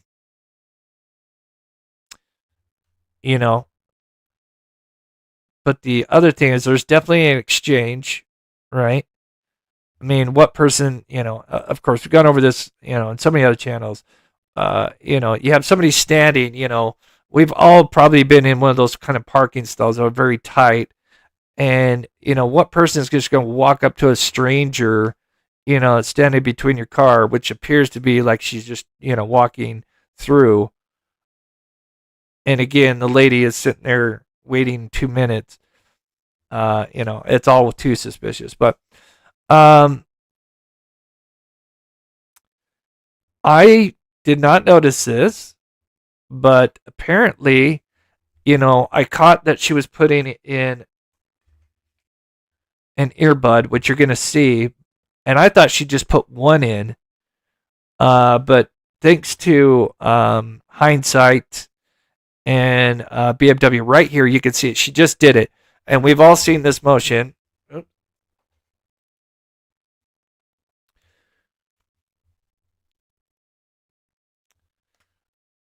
But it's clear as day she does that.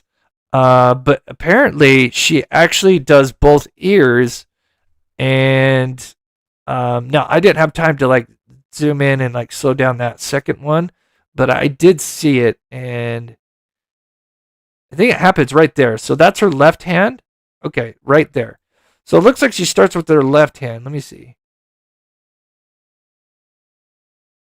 Hindsight, is it the left first and then the right? Yeah, because that's her left hand right here.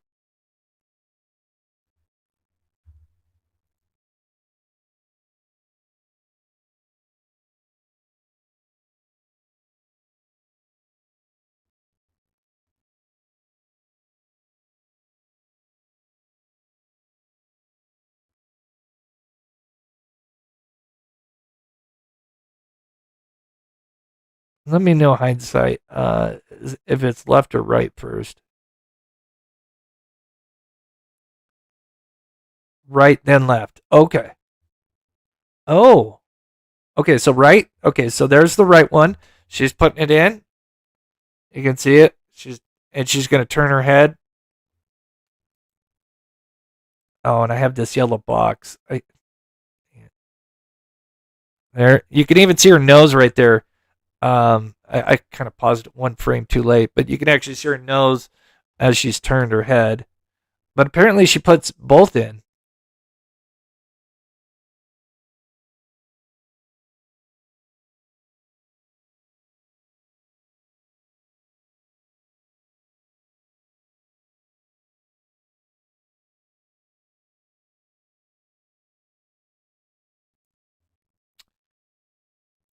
I wish I didn't have that yellow box there.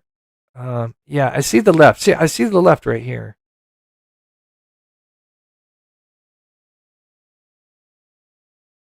Right there. So that's right. Yeah, you can see her nose right there. Her nose. I mean, she's literally looking at the other car. I mean, it's clear as day. She's looking, turning. Oh, there's the left hand. There it is. Oh, I see it. There's the left hand. Gotcha. I don't know how I missed that.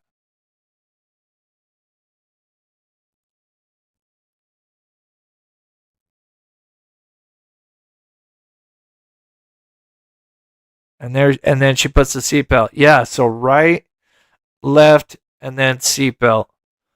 Interesting. Thank you, Lisa. So yeah, I missed that. I thought it was just the right. But I mean, it's clear as day, especially with her putting in the right one, because you can clearly make out her turning her head. So very interesting. Again, it's not like they're going on a road trip, and theory is that she was handed some kind of burner phone, and she's going to get instructions. But I'll play that one more time because that's interesting. Because I always thought it was just the one. And then Elisa, we'll get to the clothing. We'll get to that here in just a minute. Let's play this one more time. So, oh, oops.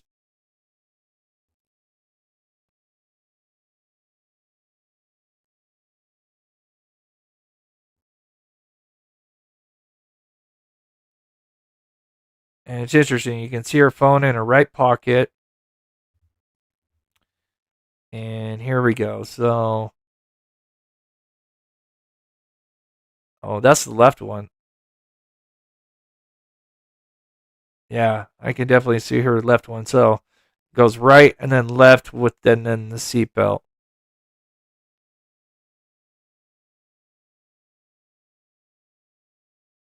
Oh, here we go. There's the right. Oh, I'm sorry. So it's seatbelt then right.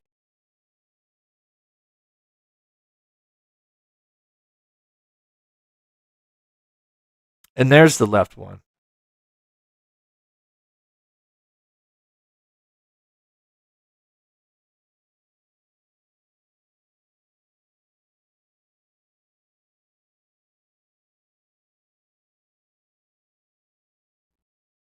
Looks like she does left to right. But I do see her left hand go up. Either way, yeah, I mean, you could see her doing it. Yeah, it's something I'll have to study more. It's something I just learned. And seatbelt at the end. But either way, yeah, you can definitely tell she's got her hands up, putting that in, which is, again, yeah, right there. Yeah, because you can even see, yeah, oh yeah, you can see her Apple Watch, which she has on her left hand.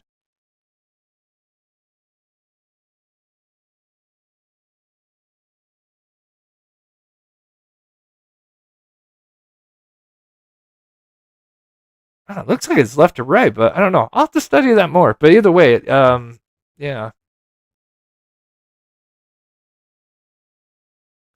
Yes, I know basement. It's so weird. So weird. So anyway, not to get too distracted, but we kind of covered this before, but again, I never noticed that she was uh likely putting in two earbuds. Um and again, what's the purpose for that? Because she never mentions that she, calls her husband. There's no mention of calling her husband while she's driving back. And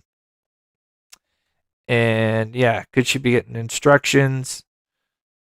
And then we have this black sedan that allegedly followed them there, and then they leave, and then according to this employee, they this black sedan then follows them, and then we have the tip that as they're leaving, that this BP around the new shackle, that allegedly Katie's seen there with another black. Now they say black SUV, but maybe they could have gotten mistaken, or maybe the person that got the details might have, because Katie has an SUV, so maybe they just thought both were SUVs. Who knows? But yeah, so it makes it look like she's driving him home. So again, you kind of have two scenarios. Did he actually make it home? Or the other scenario is that he was handed off somewhere, maybe just before BP or just after. Or this could have been a meet for the abduction later at 3 a.m.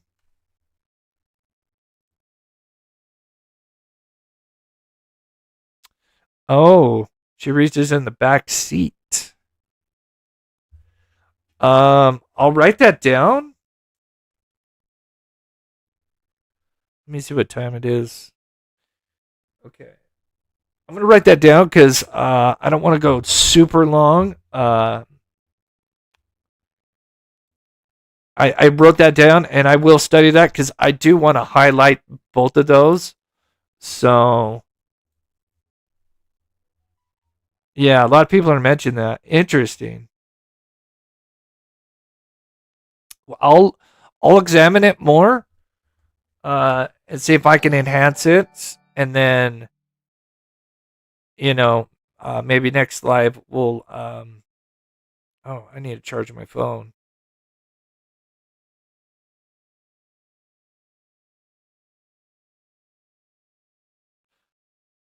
Ooh. Okay. Thank you. Okay. Oh, thank you, Sensei. Yeah, 35 months. That's insane. Thank you so much, Sensei. All right. So moving on from that. Okay. Getting to what Abigail mentioned. Yes, I want to point this out. This is very interesting.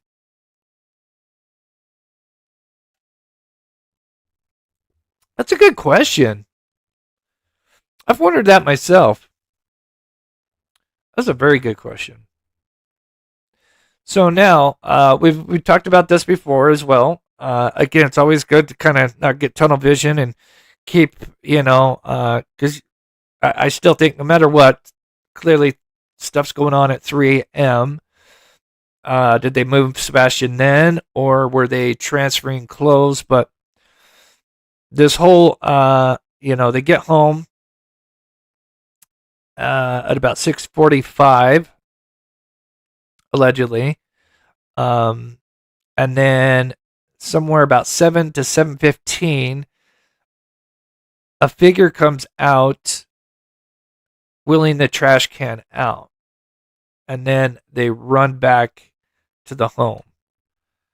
But allegedly, this person was wearing a hoodie, and even though, especially Katie says, "Oh, you can definitely tell it's him," by his mannerisms, and she just happens to point out that, the person running back is how you can tell it's him. So that's kind of interesting. She could have easily done that. Rachel 508, thank you. No, thank you so much for the $20 super chat. It helps this channel out so much. God bless you for the support. And I missed, let me get these, but look at what they're wearing. And yes, look at, let me play this just a little bit. See if I can get a good spot. She's going to kind of shove Sebastian out of the way here. Poor kid. Look at their shoes. Right there. That's a good one right there. They both have black sneakers with the white sole. Very interesting. Of course, she's in black pants, and then, even though it's a blue hoodie, and then here is a screenshot of the camera that would be capturing this person taking out the trash. So you could imagine, even if it was blue or black, it's dark colors, that she would, if it was Katie, she would just, it'd just be a black blob. But yeah, the shoes are interesting that they're got that same black top with the white sole. I forgot to get this earlier. And Jazz, always gifting a Mob Crew membership. That is so sweet. Thank you so much, and Jazz. And the $10 super chat. I missed that earlier. Thank you so much. And Marie, thank you so much for renewing your membership. And Jennifer, 42 months. My goodness, that's crazy. It's been that long.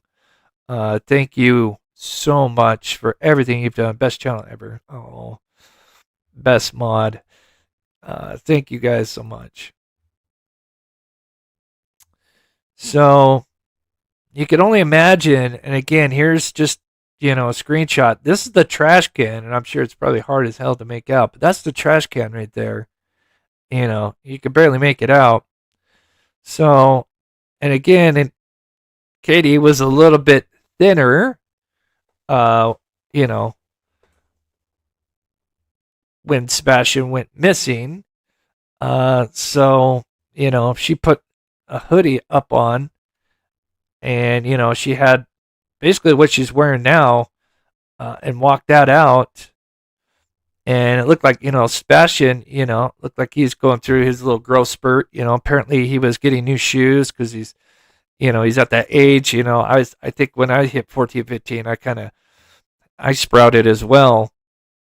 So yeah, it's totally plausible that she could have pretended to be Sebastian. And they have the same shoes, more or less.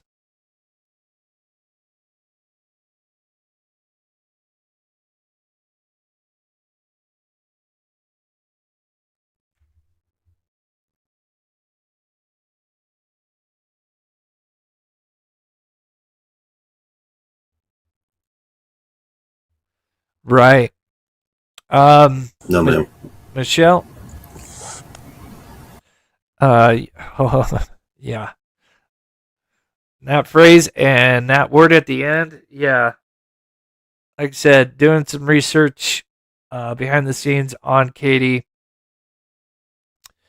Yeah, not good. That night, Miss Proudfoot, at midnight when you went to bed, what did you do until midnight, Mr. Proudfoot? How far away is that? Been pulled from the shell. Recently. Okay. I got two last things, and I've got. Oh, thank you, Courtney. That's a great question, Diamonds. Those are great questions.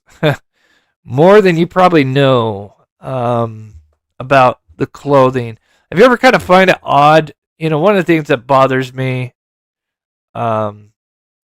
is, you know, they kind of give a description of what he was last wearing, but, you know, we see him with all these different shirts, you know, and they even mention, you know, he's got his like Star Wars shirt, Minecraft, right? How is it that they don't know exactly, you know, allegedly it was last seen in like kind of a long sleeve black shirt, but like didn't have some kind of print on it, right? And wouldn't they know, like, by going through the clothing? Allegedly, he didn't have like a lot of clothing. But believe me, that statement, there's definitely more. Okay, if I get a little time, Kathy, I'll try to check it before I get off. But yeah.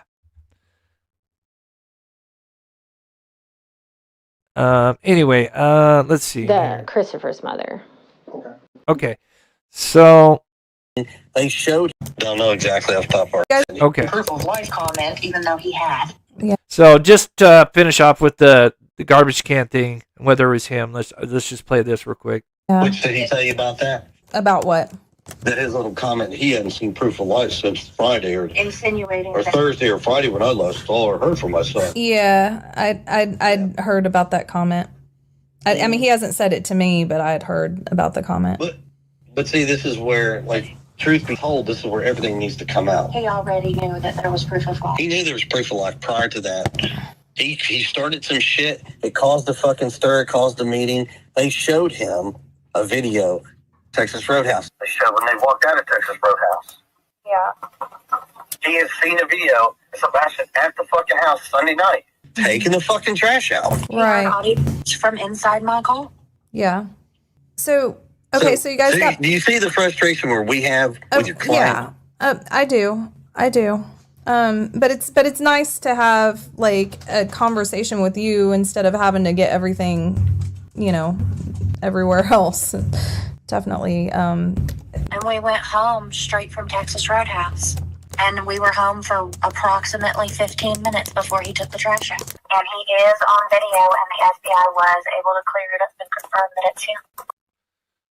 Which, again, if they confirmed it was him and they cleared it up or cleaned it up, I do not see why they would not release like a screenshot to prove, bam, this is where he was last seen. Here. Not saying they have to do it, but I don't know. Yeah. I know, Sassy.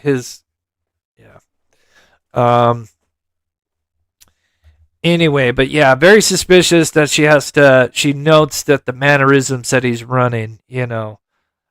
And that makes me think like the only thing that you could allegedly tell that would make it then believe that it might be Sebastian would be him running. And if that's it, you can't actually make out the figure, which Seth has said, then how, so it'd be easy for Katie to just dress up in dark clothing and then, take that trash out, and then run. So yeah, very interesting. Misbehave with, I forget that it says 500. I know it's not $500, but thank you so much. I'll have to look to see how much that is. I forget. But thank you so much, Misbehave. That is so sweet.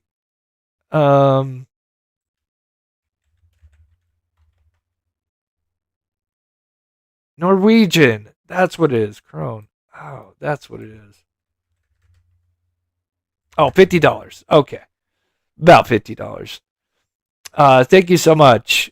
Makes it look like you. But, oh my gosh, that is so sweet, Misbehave. Thank you so, so much for the support.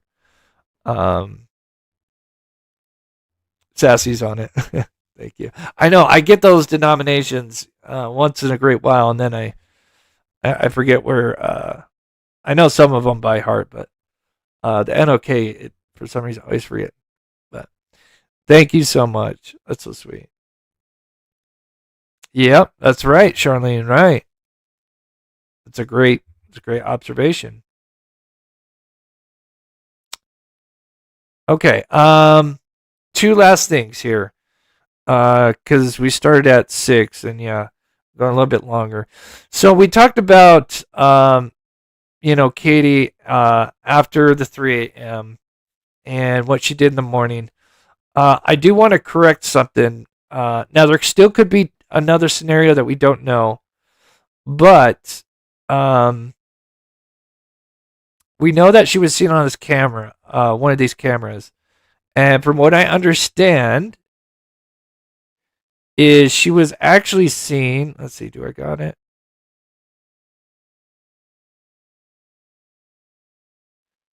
Because there still could have been, some kind of connection with Bowersox, right? Because Kathy was there when Seth got there, so it is kind of suspicious. All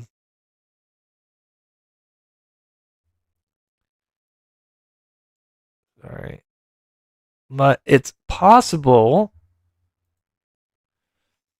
that the camera that caught her, and I don't know the timestamp. It would be really nice to get that, just to kind of put it all together, the timeline, because it's so ridiculous that Katie's gonna drive. But anyway, allegedly, so to correct this, is she actually turned up on this, which is very interesting because you're actually supposed to go up this road, I believe, and come out. But allegedly she's seen going up and then just making a U-turn. Allegedly. Which is really odd. And here's where I believe this is from that area. I could be wrong. I'm pretty sure this is that spot though. And you could see that you're on the left side of the annex, I believe it might be called. And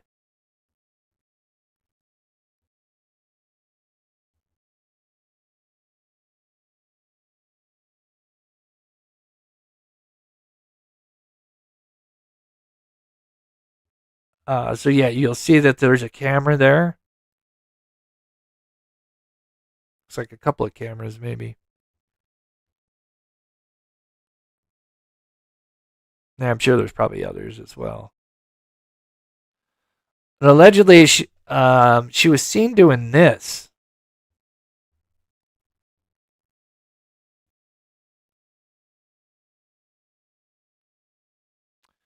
So, and then instead of going through the school and everything else, like we were talking about before, she allegedly just went up this, was seen on camera and then made a U-turn. Now, I don't know 100% if that's true. The source is pretty reliable. And I still think, the whole Kathy, Mama Socks, I still think, that sighting holds a lot of weight as well. But again, that is just so weird that you would do that. And again, what would be the point? She says, "Oh, I got the notification that now they're on their way." And so you're not going to spend any time at the school, like getting out of the vehicle, like we've mentioned many times before, and just, finding the first faculty member and going, "Hey, my son's missing. If he shows up, call me, and please let the school know." Instead of doing that, she turns back around, and if she's in such a rush that she couldn't even get out to tell the people at the school, why would she then drive up Kellen, then just to quickly do a U-turn and come back down? So, really strange. Yeah, Detroit, yeah. Yeah, there was apparently at least 2 witnesses that saw her. I think one said 5:30 a.m., one said 5:45. And so I definitely think, Mama Socks is, involved allegedly somehow. Would not surprise me. But apparently that, what I just showed you is what she did. Now, maybe she could have went back onto Long Hollow and then went to New Shackle. Yeah, is that New Shackle? Yeah, New Shackle, and then basically to Warsham's. It's certainly possible that she did that. But from what I understand, that's the camera that she was caught on. So it's just so weird. Mama's side, yeah. All right. And thank you to everybody in here taking the time. Uncle Taco. I've seen Uncle Taco. I don't know. Again, I don't watch a lot of other YouTubers, so I do apologize. I don't know if Uncle Taco is a YouTuber. I don't know why that it sounds familiar, but let me finish with 2 last things here. If you missed it, I'll just play this once. There's 2 last things I'm going to show. We'll finish up here. And then we'll show the pets.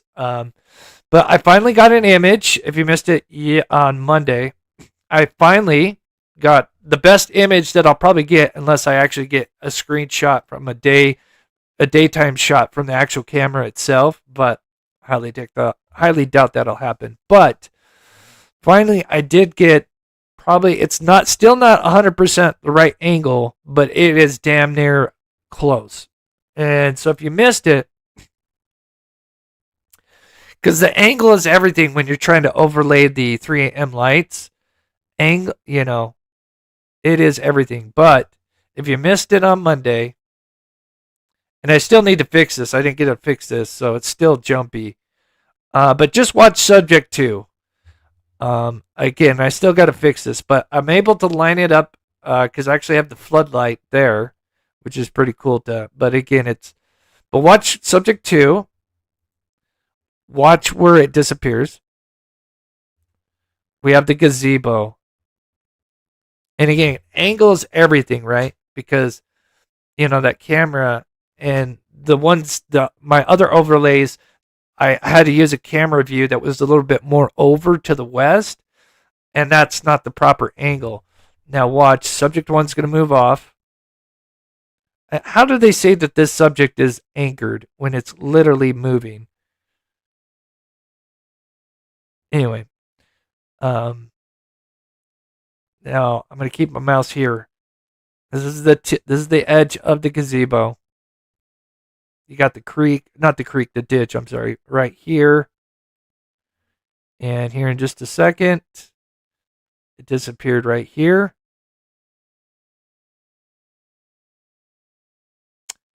And boom. Right here.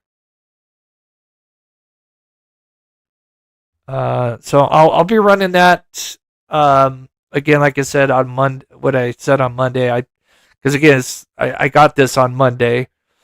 And again, the angle perspective is everything. And this is about as close as I'll probably, like I said, ever get without actually having the original footage. But now this tells me, I thought it was a tree that was causing this flicker, but now it does make me wonder if somebody's walking next to him. So, yeah. Sarah, oh, thank you so much for becoming a member.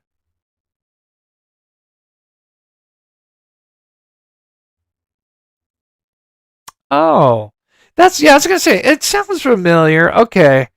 Again, I don't spend a lot of time with, watching other YouTubers because, I'm usually working and yeah. But yeah, I was gonna say, like, the name sounds familiar. That's awesome. Okay, last two things and we'll finish up. Okay. So I want to make an example. Again, as most of you guys, or a good portion of you know, if you've been with me, I've worked with other missing mothers with missing children or teenagers.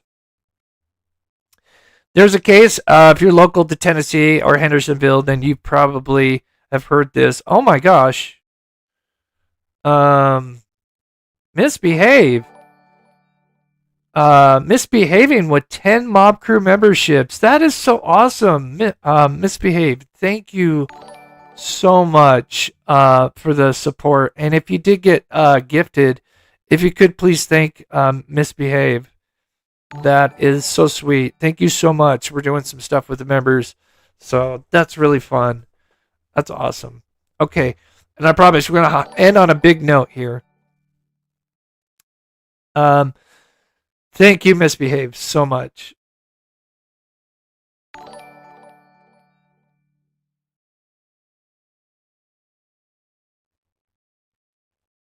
Okay. This is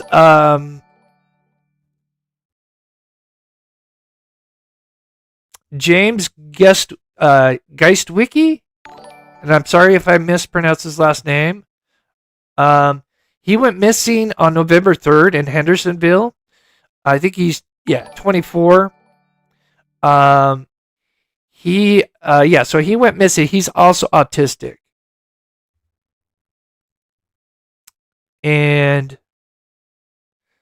he was last sighted. I don't know the full story. I just learned about this. I think I heard about it, but I don't know the whole story. They did find him. It's really sad. They found him on November 10th, literally just a couple days ago. It looks like he took his own life. Really sad. But before they found him, here is his mother. And it is truly just heartbreaking. Doing a short little live. And it's just 2 minutes. And look at this. This is November 7th. So this is days before they found him. But look at this. Hi, this is Danielle. I am the mother to James Geistwicki, who has been missing since Monday, November 3rd, when he was last seen leaving the house he was living at 118 Central Drive in Gallatin, not far from South Water. We got here late last night. Needless to say, didn't sleep much, been up since about 6:30, and his father's here, Scott, and I have my daughter with me, and we are just actively walking around. This is day 5. She is out there, with her family. Well, right now we hit Thompson Park, and we're just going into all the nooks and crannies and looking the best we can, trying to figure out James's steps and figure out where he could possibly have gone.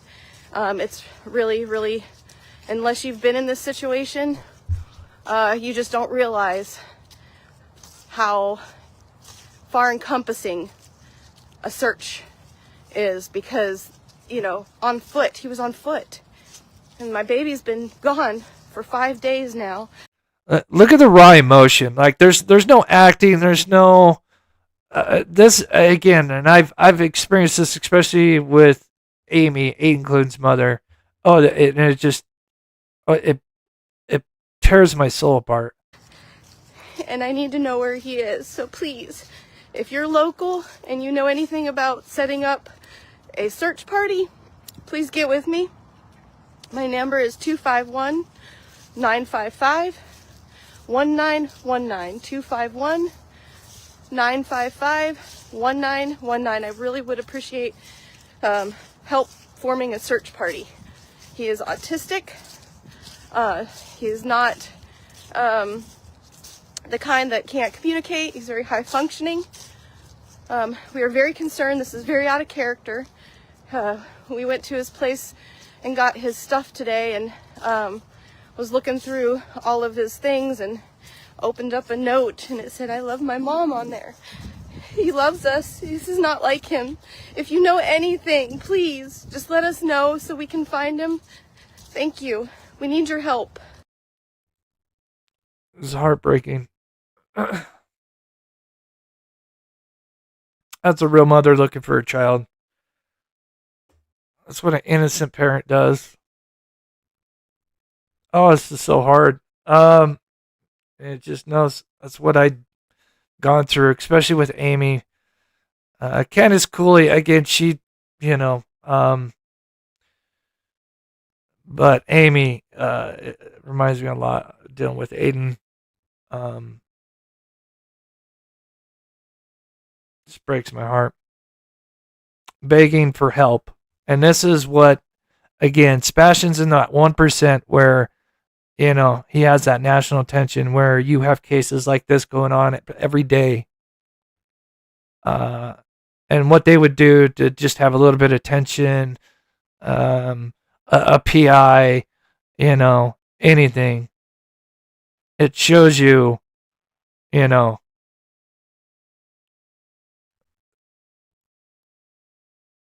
black and white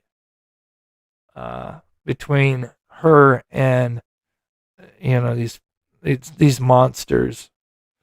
So I'm going to end with one last thing. I'm sorry to do this, but it's so heartbreaking. But this is what I have seen in the conversations I've had, especially with Amy, because I found her son's shoes. We still haven't found Aiden, but I found his shoes, and I had to make the phone call to the mother. We thought we were going to find him, and I apologize if you don't know what I'm talking about. That's a missing child out of Nevada. He wandered off into a mountain range. And of course his case isn't, just like hers, doesn't have the national attention. But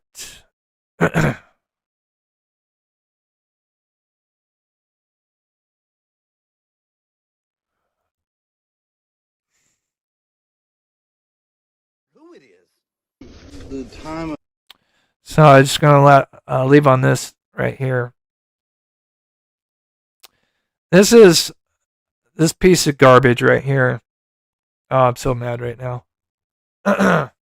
This is this piece of shit right here. You're going to get snarky Chris for a minute. Dated 12/24, I guess, before Christmas. Here's Crispy out with Crabtree and the others. Of course, this is after Fish Sticks got involved, and now I'm starting to kind of see the picture that these sociopaths kind of tend to cling together. Anyway, I'm going to play his audio, and I'm going to tell you how absurd this is on what he says. And if anybody has, so I believe, and I'm sorry because it's just such a short clip. Just want to make sure I play the whole thing. If anybody, so this is the live, and I think it came from Banished and Corrupt, Stephen Crabtree. This is the one, I guess, where he had like a dollar bill, and and I don't want to get into that end of it, but apparently he pulled this live. And if anybody knows that recorded it and has it on another, channel, if they do, could you send me the link? Because I want to get this so I can break this down in a future live. Because I'm going to show you guys right here the absurdity of what Crispy is about to say. The time of the year and the elements. Yeah. We're thinking, I mean, there's one thing that we're sitting here doing is walking the freaking daylight. Yeah. Yeah. In my night, man. Motherfucker, at night, you are not seeing anything in front of you. Uh-uh. So if you would have come across a hole or something, you would have gone down first before anything. Now, that's why I think it's important. So what he just said right there, he is literally having an epiphany. He is having an epiphany right now. This is in December. This just one little clip, this 5-10 second clip, tells me everything that he has not been out there on foot searching, nor Katie. Guaranteed. You don't have those epiphanies. Those happen on the first day you're searching on foot. And you have those epiphanies like, holy shit, he's out. This is what you'd be saying on the first day that you're searching. And I'm telling you, this is an epiphany he is having. And he's saying it out loud. The time of the year and the elements. Yeah. We're thinking, I mean, there's one thing that we're sitting here doing is walking the freaking daylight. Yeah. Yeah. In my night, man. Motherfucker, at night, you are not seeing anything in front of you. That is an epiphany. That is something when you're searching out in these kind of elements, those are the things that go in your head right in the beginning. You wouldn't be saying that nearly more or less a year later, like 10 months later. It blows my mind. I would love to see more of this and what they're talking about and how they're searching. I guarantee I could tear it apart. You piece of shit. Yeah. So if you would have come across a hole or something, you would have gone down first before anything. Now,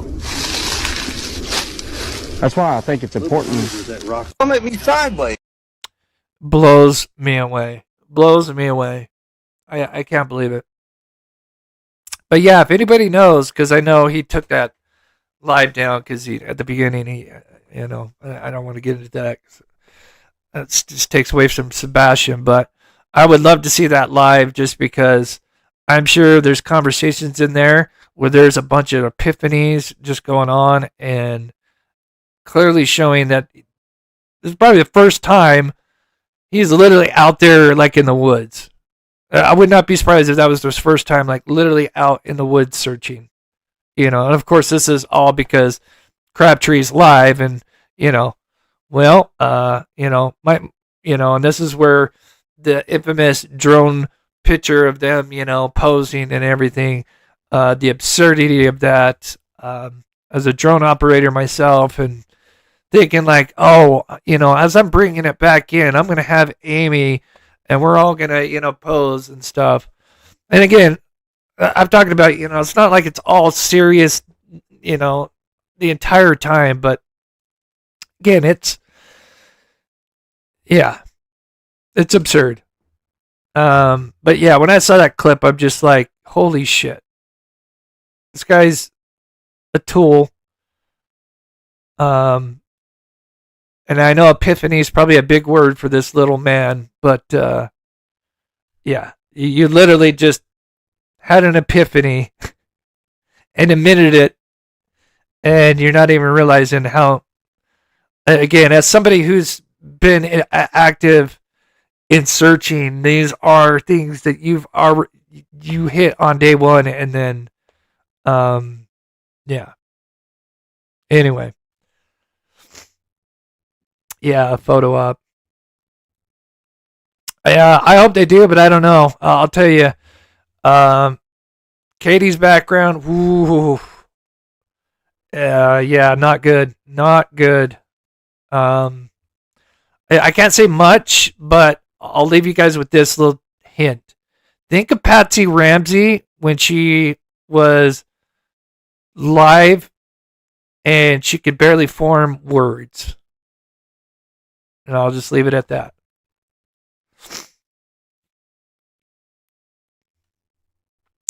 Yeah. Yeah, Adam. Yeah. They would have found something.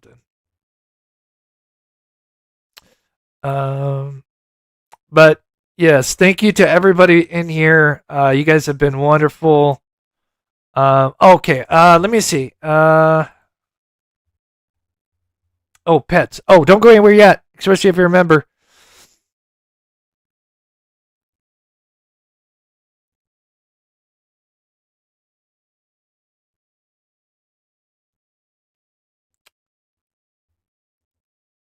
Let's see, Texas Roadhouse. Keep a close eye. Right there. There he is.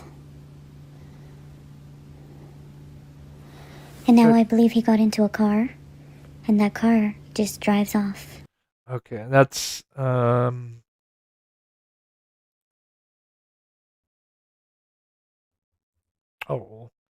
okay. I'm just looking.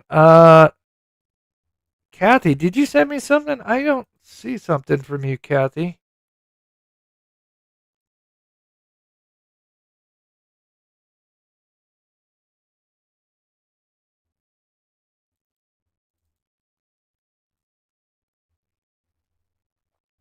Um,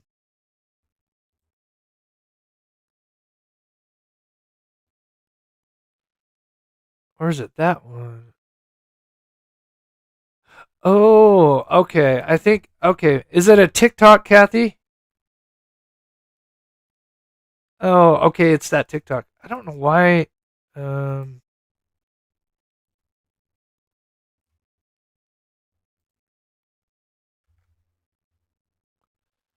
I don't know why that link.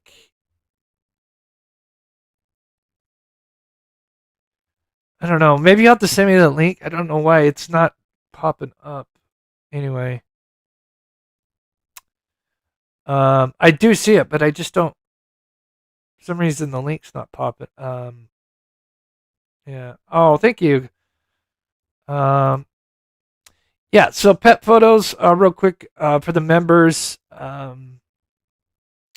I'm putting the video together as we speak. I just don't have it ready yet, so I'm just gonna pull up the pets. But usually, start to get the tradition going back again. But usually, I'll have music and a little video outro as everybody's saying goodnight. But I'm just going to quickly go through them now as I get the video prepared. Probably by Friday, I'll have it ready.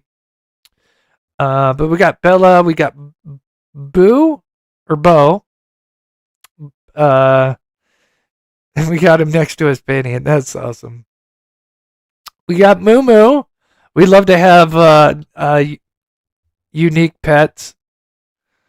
And we got Foxy with the teddy bear. Oh my God. Or this is Foxy. I'm not sure. Sometimes I get one name. So I do apologize. But oh my God. Is this not the cutest thing you've ever seen in your life? Oh my God. That is so adorable.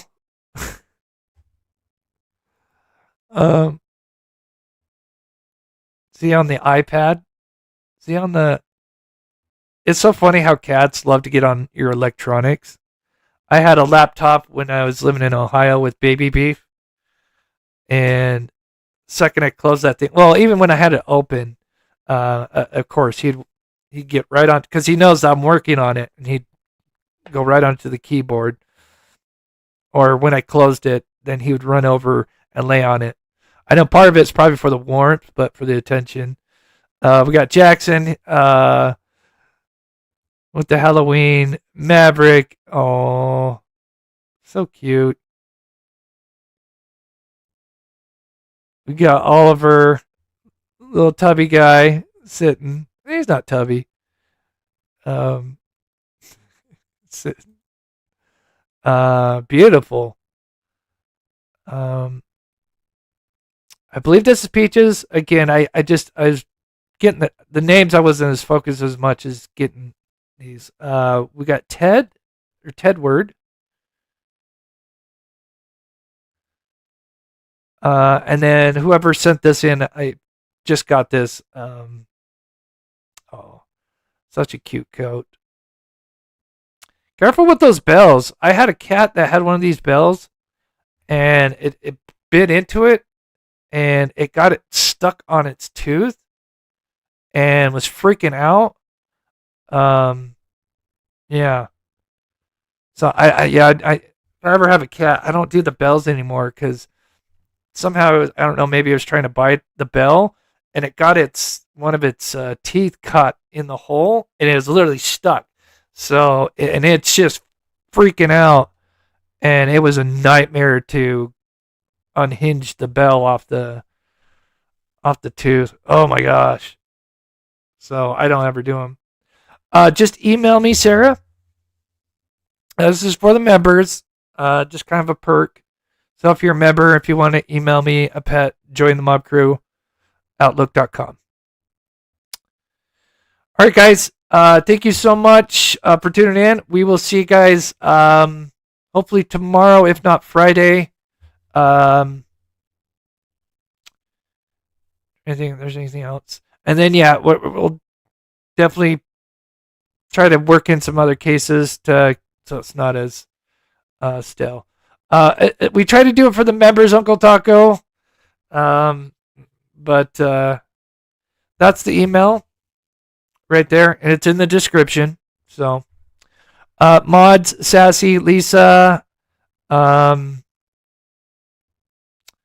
know you guys been doing a lot of the work. Jennifer, I know I saw Jennifer in here. Jennifer D might be working. But thank you, ladies, so much. Sensei. It never fails. I forget somebody. That's just routine. But thank you, ladies. Thank you to all my members and patrons and to everybody else. God bless. Thank you guys so much for the support. And we will see you guys, if not tomorrow, Friday. So God bless.